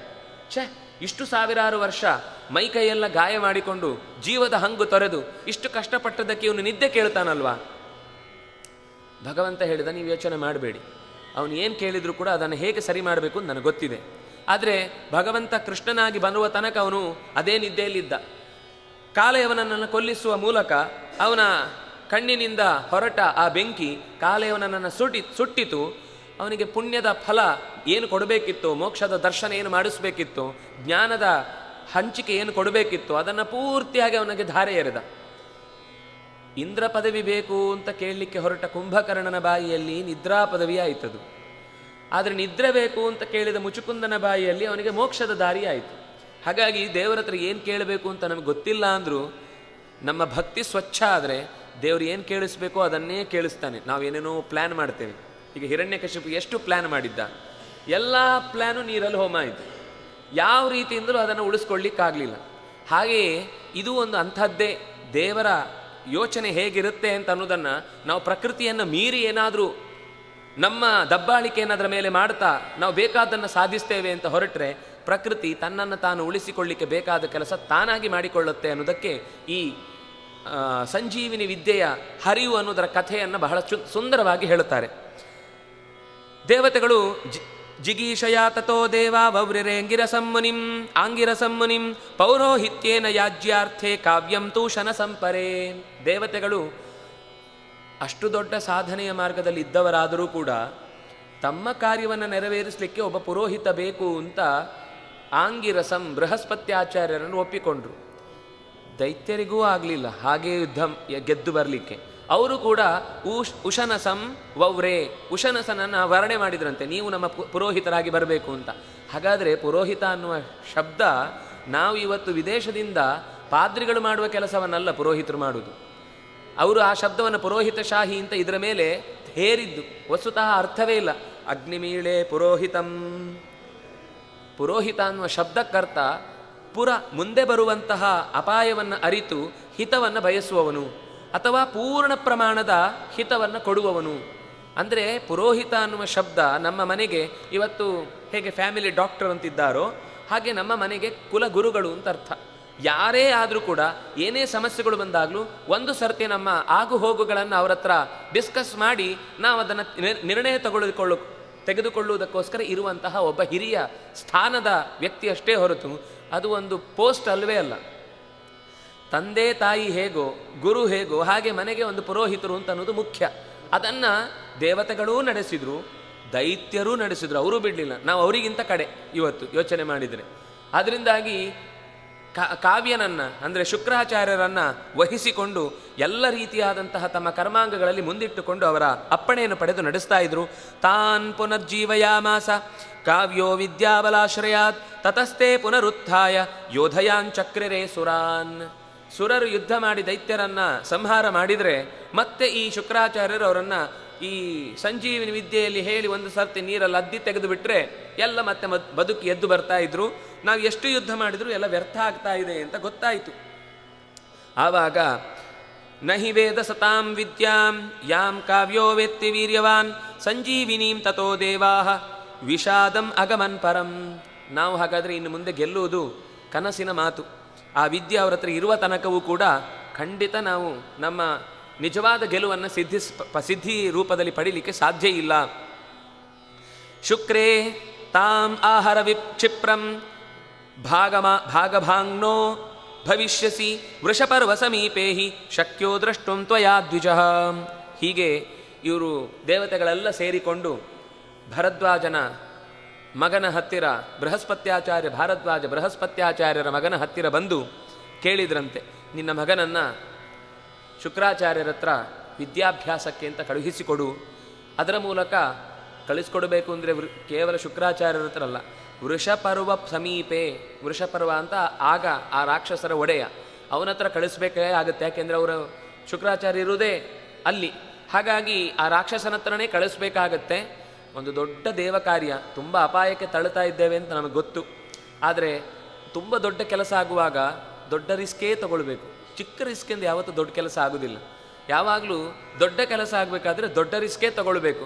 ಆದರೆ ಇದು ದೇವತೆಗಳೆಲ್ಲ ನಾವೆಲ್ಲರೂ ಪ್ರಾರ್ಥಿಸಿ ನಮ್ಮೆಲ್ಲರ ಏಳಿಗೆಗೋಸ್ಕರ ಈ ಕೆಲಸ ಆಗಬೇಕು. ಆದ್ದರಿಂದಾಗಿ ಇದನ್ನು ನಡೆಸಿಕೊಡಬೇಕು ಅಂತ ಬೃಹಸ್ಪತ್ಯಾಚಾರ್ಯ ಹತ್ರ ಕೇಳುವಾಗ ಶೀಲದಾಕ್ಷಿಣ್ಯ ಮಾಧುರ್ಯೈ ಆಚಾರೇಣ ದಮೇನ ಚ ದೇವಯಾನ್ಯಾಂ ಹಿ ತುಷ್ಟಾಯಾಂ ವಿದ್ಯಾತಾಂ ಪ್ರಾಪ್ಸ್ಯಸಿ ಧ್ರುವಂ. ಕಚನಿಗೆ ಒಂದು ಉಪದೇಶವನ್ನು ಹೇಳುತ್ತಾರೆ. ನೀನು ಗುರುಗಳಿಗೆ ಎಷ್ಟು ಶ್ರದ್ಧಾಭಕ್ತಿಯಿಂದ ಎಲ್ಲ ಸೇವೆಯನ್ನು ಮಾಡ್ತೀಯೋ ಅಷ್ಟೇ ಮುಖ್ಯ ಇನ್ನೊಂದಿದೆ. ಆ ದೇವಯಾನಿ ಅಂತ ಶುಕ್ರಾಚಾರ್ಯರ ಮಗಳಿದ್ದಾಳೆ, ಅವಳನ್ನು ಚೆನ್ನಾಗಿ ನೋಡ್ಕೊಳ್ಬೇಕು ನೀನು. ಅವಳಿಗೆ ಯಾವುದೇ ರೀತಿಯಿಂದಲೂ ಮನಸ್ತಾಪ ಉಂಟಾಗದ ರೀತಿಯಲ್ಲಿ ನಿನ್ನ ಕರ್ತವ್ಯವನ್ನು ನಿರ್ವಹಿಸಬೇಕು. ಎಂಥ ಪ್ರಸಂಗ ಬಂದಾಗಲೂ ನೋವಾಗುವಂತಹ ಘಟನೆ ಮರುಕಳಿಸದಂತೆ ಮತ್ತೆ ಮತ್ತೆ ಎಚ್ಚರ ವಹಿಸಿ ನೀನು ಅವರ ಜೊತೆಗಿರಬೇಕು. ಅವಳು ತುಷ್ಟಳಾದರೆ ನಿನಗೆ ಆ ವಿದ್ಯೆ ಸಿಕ್ಕಿದ ಹಾಗೆ. ಇದು ಯಾಕೆ ಹೀಗೆ ಹೇಳಿದರು ಅಂತ ಮುಂದೆ ಗೊತ್ತಾಗುತ್ತೆ. ಅಂದರೆ ಆ ಒಂದೊಂದು ಮಾತು ಕೂಡ ಮುಂದೆ ಏನು ನಡೀಬಹುದು ಅಷ್ಟೂ ಯೋಚನೆ ಅವ್ರ ತಲೆಯಲ್ಲಿದೆ. ಅದರಿಂದಾಗಿ ಈ ಎಚ್ಚರಿಕೆಯನ್ನು ಕೊಟ್ಟು ಕಳಿಸ್ತಾ ಇದ್ದಾರೆ. ಸುಮ್ಮನೆ ಕಳಿಸಿದ ಹೋದ ಮಿಷನ್ ಫೇಲು ಅಲ್ಲ. ಹೋದ ಮೇಲೆ ಅಲ್ಲಿ ಏನೇನಾಗುತ್ತೆ. ಈಗ ನಮಗೊಂದು ವಿರುದ್ಧವಾದ ದೇಶ ಏನೇನು ರೀತಿಯಲ್ಲಿ ಒಳಗೆ ಜಗಳ ಎಬ್ಬಿಸ್ತಾ ಇರುತ್ತೆ. ವಸ್ತುತಃ ಯುದ್ಧ ನಮಗೇನು ಅಂದ್ಕೊಂಡಿದ್ದೇವೆ, ಯುದ್ಧ ಅಂದರೆ ಗಡಿಯ ಭಾಗದಲ್ಲಿ ಒಂದಿಷ್ಟು ಗುಂಡು ಹಾಕೋದು ಅಂತ ಅಲ್ಲ. ಅವರು ನೂರಾರು ಥರದಲ್ಲಿ ಯುದ್ಧ ತಂತ್ರವನ್ನು ಹುಡ್ತಾರೆ. ನಮ್ಮದೇ ಮತಗಳ ನಡುವೆ ಒಂದು ಜಗಳ ಹಚ್ಚುವುದಕ್ಕೂ ಬೇಕಾದಂತಹ ಸಿದ್ಧತೆಯನ್ನು ಮಾಡಿ ನಾವಿಲ್ಲಿ ಜಗಳ ಆಡ್ತಾ ಇದ್ರೆ ಅಲ್ಲಿಂದ ಇನ್ನೊಂದು ಕೆಲಸ ಆಗ್ತಾ ಇರುತ್ತೆ. ಒಂದು ದಾರಿಯಲ್ಲ, ನೂರಾರು ದಾರಿಗಳಲ್ಲಿ ಸಮಾಜದ ಅಟೆನ್ಷನನ್ನು ಬೇರೆ ಕಡೆಗೆ ತಿರುಗುವಂತೆ ಮಾಡಿ ನಾವು ಅದನ್ನು ಮರೆತಿದ್ದ ಸಂದರ್ಭದಲ್ಲಿ ಇನ್ನೊಂದು ಥರದ ಅಟ್ಯಾಕ್ ಆಗುವುದನ್ನು ನಾವು ಗಮನಿಸಬೇಕು. ಬಹಳ ಭಯ ತರುವಂತಹ ಸಂಗತಿ. ಇವತ್ತಿಗಂತೂ ಇಂಥದ್ದು ನಾವು ತುಂಬ ನೋಡ್ತೇವೆ. ದೇವತೆಗಳು ಒಂದಲ್ಲದೇ ಇದ್ದರೆ ಎರಡನೇ ಪ್ಲ್ಯಾನ್, ಎರಡಲ್ಲದೇ ಇದ್ದರೆ ಮೂರನೇ ಪ್ಲ್ಯಾನ್, ಇದೆಲ್ಲವನ್ನೂ ಯೋಚನೆ ಮಾಡಿ ಅವನಿಗೆ ಹೇಳಿ ಕಳುಹಿಸಿದ್ದಾರೆ. ಅವನು ಆಯಿತು ಅಂತ ಹೇಳಿ ಬೃಹಸ್ಪತ್ಯಾಚಾರ್ಯರನ್ನು ನಮಸ್ಕಾರ ಮಾಡಿ, ಅಪ್ಪ ನಿಮ್ಮ ಅನುಗ್ರಹ ಇದ್ದರೆ ನಾನು ಎಲ್ಲವನ್ನೂ ಸಿದ್ಧಿಸಿಕೊಂಡು ಬರ್ತೇನೆ, ನಿಮ್ಮ ಆಶೀರ್ವಾದ ಬೇಕು ಅಂತ ಹೇಳಿ ಸೀದ ಬಂದ. ವೃಷಪರ್ವನ ಹತ್ತಿರ ಶುಕ್ರಾಚಾರ್ಯರ ಹತ್ರ ಬಂದು ಅಸುರೇಂದ್ರಪುರೇ ಶುಕ್ರಂ ದೃಷ್ಟ್ವಾ ವಾಕ್ಯಮುವಾಚ ಋಷೇರಾಂಗಿರಸ ಪೌತ್ರಂ ಪುತ್ರಂ ಸಾಕ್ಷಾತ್ ಬೃಹಸ್ಪತೇ ನಾಮ್ನಾ ಕಚ ಇತಿ ಖ್ಯಾತಂ ಶಿಷ್ಯಂ ಗೃಹ್ಣಾತು ಮಾಂ ಭವಾನ್. ಪೂರ್ತಿ ಸತ್ಯ ಹೇಳಿದ. ಯಾಕೆಂದರೆ ಗುರುಗಳ ಹತ್ರ, ವೈದ್ಯನ ಹತ್ರ ಸುಳ್ಳು ಹೇಳಿದೆವು ಅಂತಂದರೆ ನಮಗೆ ಆಪತ್ತು. ಹಾಗಾಗಿ ಗುರುಗಳ ಹತ್ರ ಹೇಳುವಾಗ ಕರ್ಣ ಮಾಡಿದ್ದು ತಪ್ಪಿದೆ, ಅದರಿಂದಾಗಿ ಶಾಪ ಪಡೆದ. ಪೂರ್ಣ ಸತ್ಯ ಹೇಳಿದ್ದಿದ್ರೆ ಬಹುಶಃ ಅವನನ್ನು ಎದುರಿಸುವವರೇ ಇರಲಿಲ್ಲ ಅಂತ ಆಗ್ತಿತ್ತು. ಅವನ ಉದ್ದೇಶ ಕೇವಲ ಸ್ಪರ್ಧೆ, ಅರ್ಜುನನ ಮೇಲೆ ಸ್ಪರ್ಧೆ. ಆ ಕಾರಣಕ್ಕಾಗಿ ದಕ್ಕಿಸಿಕೊಳ್ಬೇಕು ಅಂತಂದರೆ ಹಿಂದೆ ಒಂದು ಕಹಿ ಘಟನೆ ಆಗಿತ್ತು, ದ್ರೋಣಾಚಾರ್ಯರು ಹೇಳಿ ಕೊಡಲಿಲ್ಲ ಅಂತ. ಅದೇ ರೀತಿ ಇವರೆಲ್ಲೂ ಆಗತ್ತೆ ಅಂತ ಇವನೇ ಊಹಿಸಿ, ಇದು ನಮ್ಮದು ಸಮಸ್ಯೆ. ನಾವು ಎಲ್ಲೋ ಒಂದು ಸರ್ತಿ ಸೋತಾಗ ಬೇರೆ ಕಡೆಯಲ್ಲೂ ಇಂಥದ್ದೇ ಸಮಸ್ಯೆ ಬರುತ್ತೆ ಅಂತ ನಾವೇ ಊಹಿಸಿಕೊಂಡು ಮತ್ತಷ್ಟು ಸಮಸ್ಯೆಯನ್ನು ದೊಡ್ಡದು ಮಾಡ್ತೇವೆ. ವಸ್ತುತಃ ಅದು ಹಾಗಿರುವುದೇ ಇಲ್ಲ. ಎಷ್ಟೋ ಸರ್ತಿ ಏನೋ ಒಂದು ಘಟನೆ ನಡೆಯುತ್ತೆ, ನಾವೊಂದು ಊಹಿಸ್ತೇವೆ, ಅವನು ಇದೇ ಕಾರಣಕ್ಕೆ ನಂಗೆ ಹೀಗೆ ಮಾಡಬೇಕು, ಅವನು ಮುಂದಿನ ಸಲ ಸಿಕ್ಕಿದಾಗ ಹೀಗೆ ಬೈಬೇಕು, ಅವನು ಈ ಪ್ರಶ್ನೆ ಕೇಳಿದಾಗ ಈ ಉತ್ತರ ಕೊಡಬೇಕು ಅಂತ ಎಲ್ಲ ಯೋಚನೆ ಮಾಡಿರ್ತೇವೆ. ಅವನು ಬಂದು ಮಾತಾಡ್ತಾ ಸೀದಾ ನೀನು ಅವತ್ತೇನೋ ಅಂದ್ಕೊಂಡಿದ್ದೆ, ಅದು ಆಗಲಿಲ್ಲ, ಯಾಕೆಂದರೆ ನಾನೇ ಬೇಡ ಹೇಳಿದೆ, ಅದರಲ್ಲಿ ತುಂಬ ಹಿಂದೆ ದೊಡ್ಡ ಪ್ರಾಬ್ಲಮ್ ಇದೆ, ಅದಕ್ಕೋಸ್ಕರ ನೀನು ಬೇಡ ಹೇಳಿದ್ದೇನೆ. ಆಮೇಲೆ ಗೊತ್ತಾಗುತ್ತೆ ಅವನು ಹೇಳಿದ್ದು ನಾನು ಒಳ್ಳೇದಕ್ಕೆ ಅಂತ. ನಾವೇನು ಯೋಚನೆ ಮಾಡಿರ್ತೇವೆ, ನನ್ನ ಏಳಿಗೆಗೆ ಕಲ್ಲು ಹಾಕ್ಲಿಕ್ಕೋಸ್ಕರನೇ ಅವನು ಅದನ್ನು ಮಾಡಿದ್ದಾನೆ ಅಂತ. ಆದರೆ ವಸ್ತುತಃ ಪರಿಸ್ಥಿತಿ ಹಾಗಿರುವುದೇ ಇಲ್ಲ. ಇದೇ ಥರ ಎಷ್ಟೋ ಸರ್ತಿ ಸಮಸ್ಯೆಗಳು ಹಾಳಾಗುತ್ತೆ ಅನ್ನೋದನ್ನು ಅಂದರೆ ಮತ್ತಷ್ಟು ಬಿಗಡಾಯಿಸತ್ತೆ ಅಂತ ಅನ್ನೋದನ್ನು ಈ ಕಥೆಯ ಮೂಲಕ ತೋರಿಸಿಕೊಡ್ತಾ ಶುಕ್ರಾಚಾರ್ಯರ ಹತ್ರ ಅವನು ಬಂದು ಹೇಳ್ತಾನೆ, ನಾನು ಬೃಹಸ್ಪತ್ಯಾಚಾರ್ಯರ ಮಗ, ಕಚ ಅಂತ ನನ್ನ ಹೆಸರು, ನಿಮ್ಮ ಕೈಯಿಂದ ವಿದ್ಯೆಯನ್ನು ಪಡೆದು ಉದ್ಧಾರ ಆಗಬೇಕು ಅಂತ ಬಂದಿದ್ದೇನೆ, ನನ್ನನ್ನು ಅನುಗ್ರಹಿಸಿ. ಬ್ರಹ್ಮಚರ್ಯಂ ಚರಿಷ್ಯಾಮಿ. ಯಾವುದೇ ನಾನು ದೇವಲೋಕದಿಂದ ಉದುರಿ ಬಿದ್ದವ ಅನ್ನುವ ಕಾರಣಕ್ಕೆ ನಿಮ್ಮ ಆಶ್ರಮದಲ್ಲಿ ಕೈಕಾಲು ಕಟ್ಟಿಕೊಂಡು ಕೂತು ನೀವು ಮಾಡುವ ನಿಮ್ಮ ಉಳಿದ ಸೇವಕರು ಮಾಡುವ ಕೆಲಸದಲ್ಲಿ ನಾನು ಸಹಾಯ ಪಡಿತೇನೆ ಅಂತ ಯೋಚನೆ ಮಾಡಬೇಡಿ. ಗುರುಕುಲದಲ್ಲಿ ಹುಡುಗರು ಬೇರೆ ಎಲ್ಲರೂ ಹೇಗೆ ಕೆಲಸ ಮಾಡ್ತಾರೋ ನಾನೂ ಕೂಡ ಅದೇ ರೀತಿಯಾಗಿ, ನನಗೆ ನಾವೆಲ್ಲ ಇವತ್ತು ನೋಡ್ತೇವೆ ಎಷ್ಟೋ ಸರ್ತಿ ಅವ್ರು ಯಾರೋ ದೊಡ್ಡ ಮನೆತನದ ಮಕ್ಕಳಾದರೆ ಅವರಿಗೆಲ್ಲ ಕನ್ಸೆಷನ್ನು, ಎಲ್ಲ ಥರದ ಪರ್ಮಿಷನ್ನು ಎಲ್ಲ ಸಿಕ್ಬಿಡುತ್ತೆ. ನಾನು ಅಂಥದ್ದು ಯಾವುದನ್ನು ಬಯಸಲ್ಲ. ನಿಮ್ಮ ಹತ್ರ ನಾನು ಶಿಷ್ಯ ಅಂದಮೇಲೆ ಉಳಿದವರು ಹೇಗೋ ನಾನು ಹಾಗೆ. ಆದ್ದರಿಂದಾಗಿ ಅನುಮನ್ಯಸ್ಯ ಮಾಂ ಬ್ರಹ್ಮನ್ ಸಹಸ್ರಂ ನಿಮ್ಮ ಹತ್ತಿರ ನೀವು ಎಷ್ಟು ದಿವಸ ನನ್ನನ್ನು ಇಟ್ಟುಕೊಂಡು ಇಷ್ಟು ಕಾಲದ ತನಕ ನೀನು ಕಲಿಬೇಕು ಅಂತ ಹೇಳಿದರೂ ಅಷ್ಟು ಕಾಲವೂ ನಾನು ಕಲೀಲಿಕ್ಕೆ ಸಿದ್ಧೇನೆ. ಅದು 1000 ವರ್ಷ ಬೇಕಾದರೂ ಆಗಲಿ, ನಾನು ಕಲೀಲಿಕ್ಕೆ ಸಿದ್ಧ ಇದ್ದೇನೆ. ಆಗ ಶುಕ್ರಾಚಾರ್ಯರಿಗೆ ಅವನ ಆ ಗುಣ ತುಂಬ ಇಷ್ಟ ಆಯಿತು. ಏನು ಹೇಳಿದ ಅಂದರೆ, ನಾನು ಬೃಹಸ್ಪತ್ಯಾಚಾರ್ಯರ ಮಗ ಅದು ಗೊತ್ತಿರಲಿ ಅನ್ನೋ ಥರ ಹೇಳಿಲ್ಲ. ನಾನು ಬೃಹಸ್ಪತ್ಯಾಚಾರ್ಯರ ಮಗ ಅನ್ನೋದು ನಿಮಗೆ ಗೊತ್ತಿರಬೇಕು ಅಂತ ಅಷ್ಟೇ ಕಾರಣ ಹೊರತು ಅದು ನನ್ನ ಬ್ರಹ್ಮಚರ್ಯ ವೃತ್ತಿಗೆ ಯಾವುದೇ ತೊಂದರೆ ಉಂಟು ಮಾಡುವಂಥ ರೀತಿಯಲ್ಲಿ ಇಲ್ಲ ಅಂತ ಸ್ಪಷ್ಟಪಡಿಸಿದ ಅಲ್ವಾ. ಅದು ತುಂಬ ಖುಷಿಯಾಗಿ ಅವರು ಹೇಳ್ತಾರೆ, ಕಚ ಸುಸ್ವಾಗತಂ ತೇಸ್ತು ಪ್ರತಿಗೃಹ್ಣಾಮಿ ತೇ ವಚಃ ಅರ್ಚಯಿಷ್ಯೇಹ ಅಹಮರ್ಚ್ಯಂ ತ್ವಾಂ ಅರ್ಚಿತೋಸ್ತು ಬೃಹಸ್ಪತಿ. ಬೃಹಸ್ಪತ್ಯಾಚಾರ್ಯರನ್ನು ಕಂಡರೆ ನನಗೆ ತುಂಬ ಪ್ರೀತಿ. ನಿನ್ನನ್ನು ನಾನು ಗೌರವಿಸಿದೆ ಅಂತಂದರೆ ನಿಮ್ಮ ಅಪ್ಪನನ್ನೇ ಗೌರವಿಸಿದಷ್ಟು ಖುಷಿಯಾಗುತ್ತೆ ನನಗೆ. ಖಂಡಿತ ನಿನ್ನನ್ನು ನಾನು ಶಿಷ್ಯನನ್ನಾಗಿ ಸ್ವೀಕರಿಸಿದ್ದೇನೆ ಅಂತ ಹೀಗೆ ಹೇಳಿ ಅವನನ್ನು ತನ್ನ ಮನೆಗೆ ಕರ್ಕೊಂಡು ಹೋದ. ವ್ರತಸ್ಯ ಪ್ರಾಪ್ತಕಾಲಂಚ ಯಥೋಕ್ತಂ ಪ್ರತ್ಯಗ್ರಹಣತಃ ಶುರು ಮಾಡಿದರು. ಯಾವತ್ತಿನಿಂದ ವಿದ್ಯಾಭ್ಯಾಸ ಅಂತ ಹೇಳಿದರು. ಅವನ ನಕ್ಷತ್ರ ನೋಡಿ ಅವನ ಆ ತಾರಾನುಕೂಲವೆಲ್ಲ ಗಮನಿಸಿ ಇವತ್ತಿನಿಂದ ನೀನು ಅಧ್ಯಯನಕ್ಕೆ ಬರಬಹುದು ಅಂತ ಹೇಳಿ ಆ ದಿನಾಂಕವನ್ನು ಗುರಿ ಮಾಡಿ ಅವನಿಗೆ ಎಲ್ಲ ನಿತ್ಯವೂ ಕೂಡ ಅನೇಕ ಪಾಠಗಳನ್ನು ಮಾಡಲಿಕ್ಕೆ ಶುರು ಮಾಡಿದ. ಅದರ ಜೊತೆಗೆ ಆರಾಧಯನ್ನುಪಾಧ್ಯಾಯಂ, ಉಪಾಧ್ಯಾಯನ ವಿಶೇಷವಾಗಿ ಗುರುತಿಸ್ತಾ ದೇವಯಾನೀಂಚ ಭಾರತ, ಅವಳನ್ನು ಕೂಡ ಚೆನ್ನಾಗಿ ಅವಳಿಗೆ ಬೇಕಾದ ಎಲ್ಲ ಕೆಲಸಗಳನ್ನು ಮಾಡಿಕೊಡ್ತಾ ಇದ್ದ. ಗಾಯನ್ನ ನೃತ್ಯನ್ನ ವಾದಯಂಶ್ಚ ದೇವಯಾನೀಮ ತೋಷಯತ್, ಅವಳು ಏನೇ ಥರದ ಬಯಕೆಯನ್ನು ಅಪೇಕ್ಷೆ ಪಟ್ಟರೂ ಕೂಡ ಹಾಡಬೇಕು ಅಂದಾಗ ಹಾಡ್ತಿದ್ದ, ಕುಣಿಬೇಕು ಅಂದರೆ ಕುಣಿತಾ ಇದ್ದ, ನುಡಿಸ್ಬೇಕು ಅಂದರೆ ನುಡಿಸ್ತಾ ಇದ್ದ. ಉದ್ದೇಶ ದೇವತೆಗಳ ಕಾರ್ಯ. ನಾನು ಮಾಡಬೇಕಾದದ್ದು ಈ ಪ್ರಸಂಗದಲ್ಲಿ ಏನಗತ್ಯೋ ಎಲ್ಲ ಮಾಡ್ತೇನೆ, ಯಾವುದು ನಾಟಕ ಅಲ್ಲ, ಅವಳಿಗೆ ಸಂತೋಷ ಆಗುತ್ತೆ ಮಾಡ್ತೇನೆ ಅಷ್ಟೇ. ಅದು ಹೇಳಿ ಕಳಿಸಿದ್ದಾರೆ ಇಷ್ಟು ಒತ್ತು ಕೊಟ್ಟು. ಇದು ಹೇಳಿಯೂ ನಾನು ಮಾಡದೆ ಹೋದರೆ ತುಂಬ ದೊಡ್ಡ ತಪ್ಪಾಗುತ್ತೆ ಅಂತ ಯೋಚಿಸಿ ಪುಷ್ಪೈಹಿ ಫಲೈಹಿ ಪ್ರೇಷಣೈಶ್ಚ ತೋಷಯಾಮಾಸ ಭಾರತ.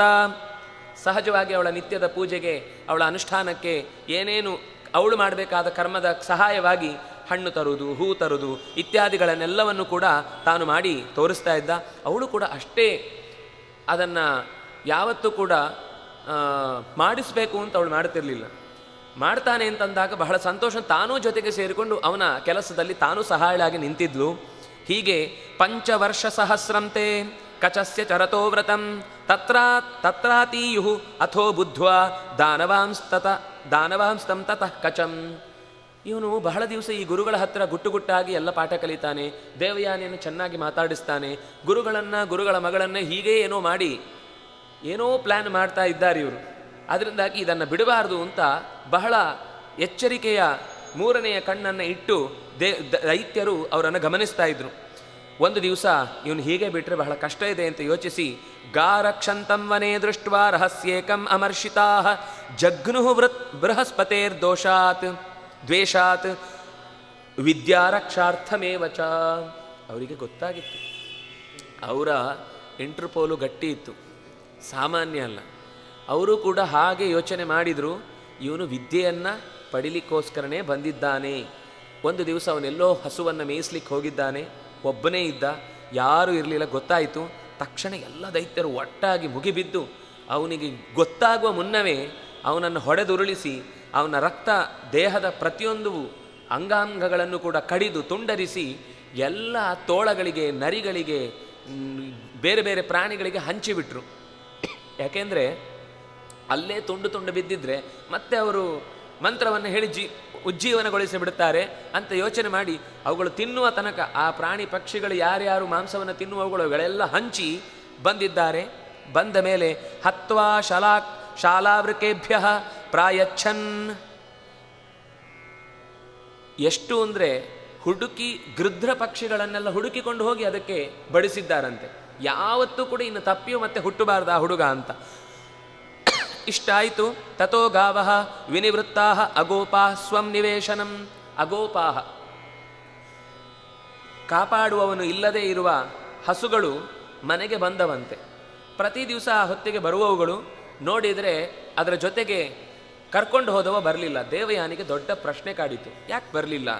ಸುಮಾರು ಹೊತ್ತು ಕಾದ್ಲು, ಬರಬೇಕಾದ ಕೊನೆಯ ಹಸುವಿನ ಆಗಮನ ಆಗುವ ತನಕವೂ ಕೂಡ ಕಾದ್ಲು. ಕತ್ತಲೆ ಆಗ್ತಾ ಬಂತು, ಇನ್ನೂ ಬಂದಿಲ್ಲ. ಯೋಚನೆ ಮಾಡಿ ವ್ಯಕ್ತಂ ಹತೋ ಮೃತೋ ವಾಪಿ ಕಚಸ್ತಾತ ಭವಿಷ್ಯತಿ ಆಹುತಂ ಚಾಗ್ನಿಹೋತ್ರಂತೆ ಸೂರ್ಯಶ್ಚಾಂತಂ ತತಃ ಪ್ರಭೋ ಅಗೋಪಾಶ್ಚಾಗತಾ ಗಾವಃ ಕಚಸ್ತಾತನ ದೃಶ್ಯತೆ.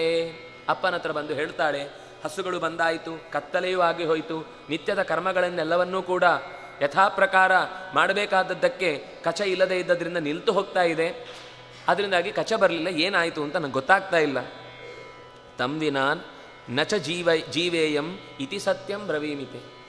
ನನಗೆ ಗೊತ್ತಿಲ್ಲ, ಅವನು ಬರಲಿಲ್ಲ ಅಂದರೆ ನಾನೂ ಕೂಡ ಬದುಕಿ ಉಳಿಯುವುದಿಲ್ಲ. ಅದರಿಂದಾಗಿ ನೀವು ಏನಾದರೂ ಮಾಡಿ ಅವನನ್ನು ಮರಳಿ ತರಿಸಿಕೊಡಬೇಕು. ತತಃ ಸಂಜೀವಿನೀಂ ವಿದ್ಯಾಂ ಪ್ರಯುಜ್ಯ ಕಚಮಾಹ್ವಯತ್ ಭಿತ್ವಾ ಶರೀರಾಣಿ ವೃಕಾಣಾಂಚ ವಿನಿರ್ಗತಾ.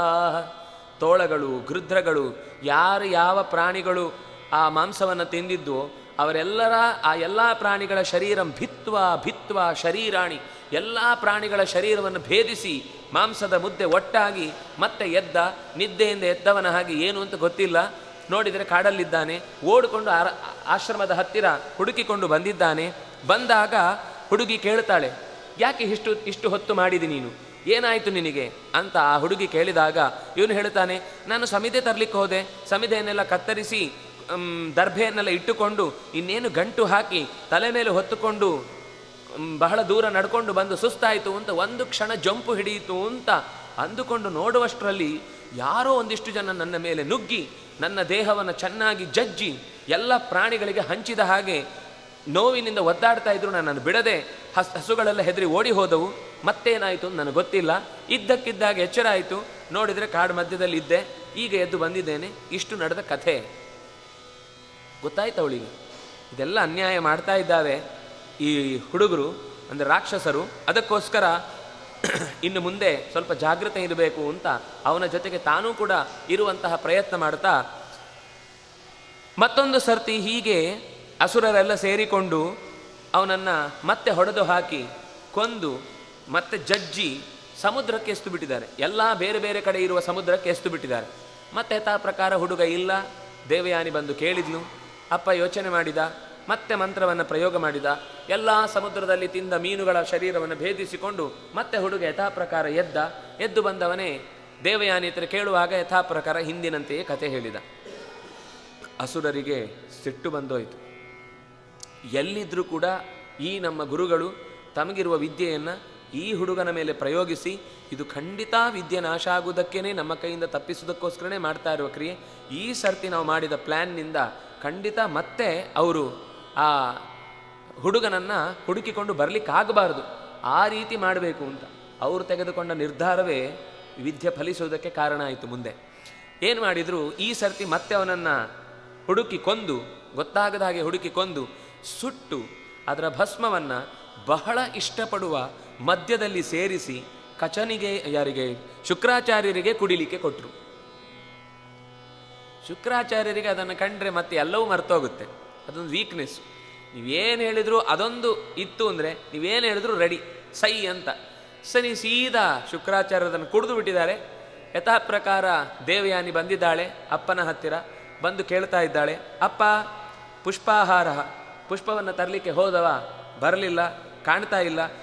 ವ್ಯಕ್ತಂ ಹತೋ ಮೃತೋ ವಾಪಿ ಕಚಸ್ತಾತ ಭವಿಷ್ಯತಿ ತಂ ವಿನಾ ನ ಜೀವೇಯಂ ಕಚಂ ಸತ್ಯಂ ಬ್ರವೀಮಿತೆ. ಅಪ್ಪ ಅವನು ಬರಬೇಕಷ್ಟೆ, ಬರಬೇಕು ಅಂದರೆ ಮತ್ತೆ ಬೇರೆ ಕಾರಣಗಳನ್ನು ಕೊಡಬೇಡಿ, ನನಗೆ ಅವನು ಇಲ್ಲದೇ ಇದ್ದರೆ ಬದುಕಲಿಕ್ಕೆ ಸಾಧ್ಯ ಇಲ್ಲ ಅಂತ ಹೀಗೆ ಹೇಳಿದಾಗ, ಈ ಸರ್ತಿ ಬರುವುದು ಕಷ್ಟಪುಟ್ಟ, ಆಗಲಿಕ್ಕಿಲ್ಲ. ಯಾಕೆಂದರೆ ಬೃಹಸ್ಪತೆ ಸುತಃ ಪುತ್ರಿ ಕಚಃ ಪ್ರೇತ ಗತಿಂ ಗತಃ. ಅವನು ಪೂರ್ಣ ಪ್ರಮಾಣದಲ್ಲಿ ಪ್ರೇತ ಆಗಿಬಿಟ್ಟಿದ್ದಾನೆ. ಇನ್ನು ವಾಪಸ್ ಕರ್ಕೊಂಡು ಬರಲಿಕ್ಕೆ ಆಗದೇ ಇರುವ ಸ್ಥಿತಿಯಲ್ಲಿದ್ದಾನೆ. ವಿದ್ಯೆಯ ಜೀವಿತೋಪ್ಯೇವಂ ಹನ್ಯತೆ ಕರವಾಮಕಿಂ. ವಿದ್ಯೆಯಿಂದಲೂ ಕೂಡ ಈ ಸರ್ತಿ ಅವನನ್ನು ಕರ್ಕೊಂಡು ಬರಲಿಕ್ಕೆ ಸಾಧ್ಯ ಇಲ್ಲ. ಯಾಕೆ ಕರ್ಕೊಂಡು ಬರಲಿಕ್ಕೆ ಸಾಧ್ಯ ಇಲ್ಲ? ಅದೆಲ್ಲ ನನಗೆ ಕಾರಣ ಹೇಳಬೇಡಿ. ಸಬ್ರಹ್ಮಚಾರಿ ಸತಪೋಧನಶ್ಚ ಸತ್ಯೋ ಸದೋತ್ಥಿತಃ ಕರ್ಮಸು ಚೈವ ದಕ್ಷಃ ಕಚಸ್ಯ ಮಾರ್ಗಂ ಪ್ರತಿಪತ್ಸ್ಯೇನ ಭೋಕ್ಷೆ ಪ್ರಿಯೋ ಹಿಮೇತಾತ ಕಚೋಭಿರೂಪಃ. ಅಪ್ಪ ನೀವು ಏನು ಮಾಡ್ತೀರಿ ನನಗೆ ಗೊತ್ತಿಲ್ಲ, ನನಗೆ ಇಷ್ಟು ಬೇಕು.